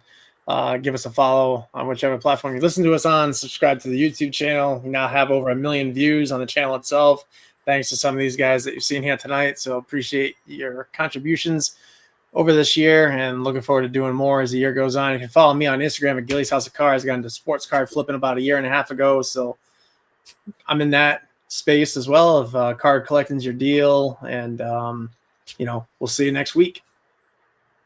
Absolutely. All So right, once again, I want to thank you guys for joining us here on the Baseball Banter broadcast, and keep it locked in. Hit that subscribe button if you haven't. Most of our viewers have not yet subscribed, so make sure you follow us here. It's free. And keep it locked in as we bring you the postseason with all our thoughts, theories, and opinions on it. So we'll catch you guys next week. Peace. all right.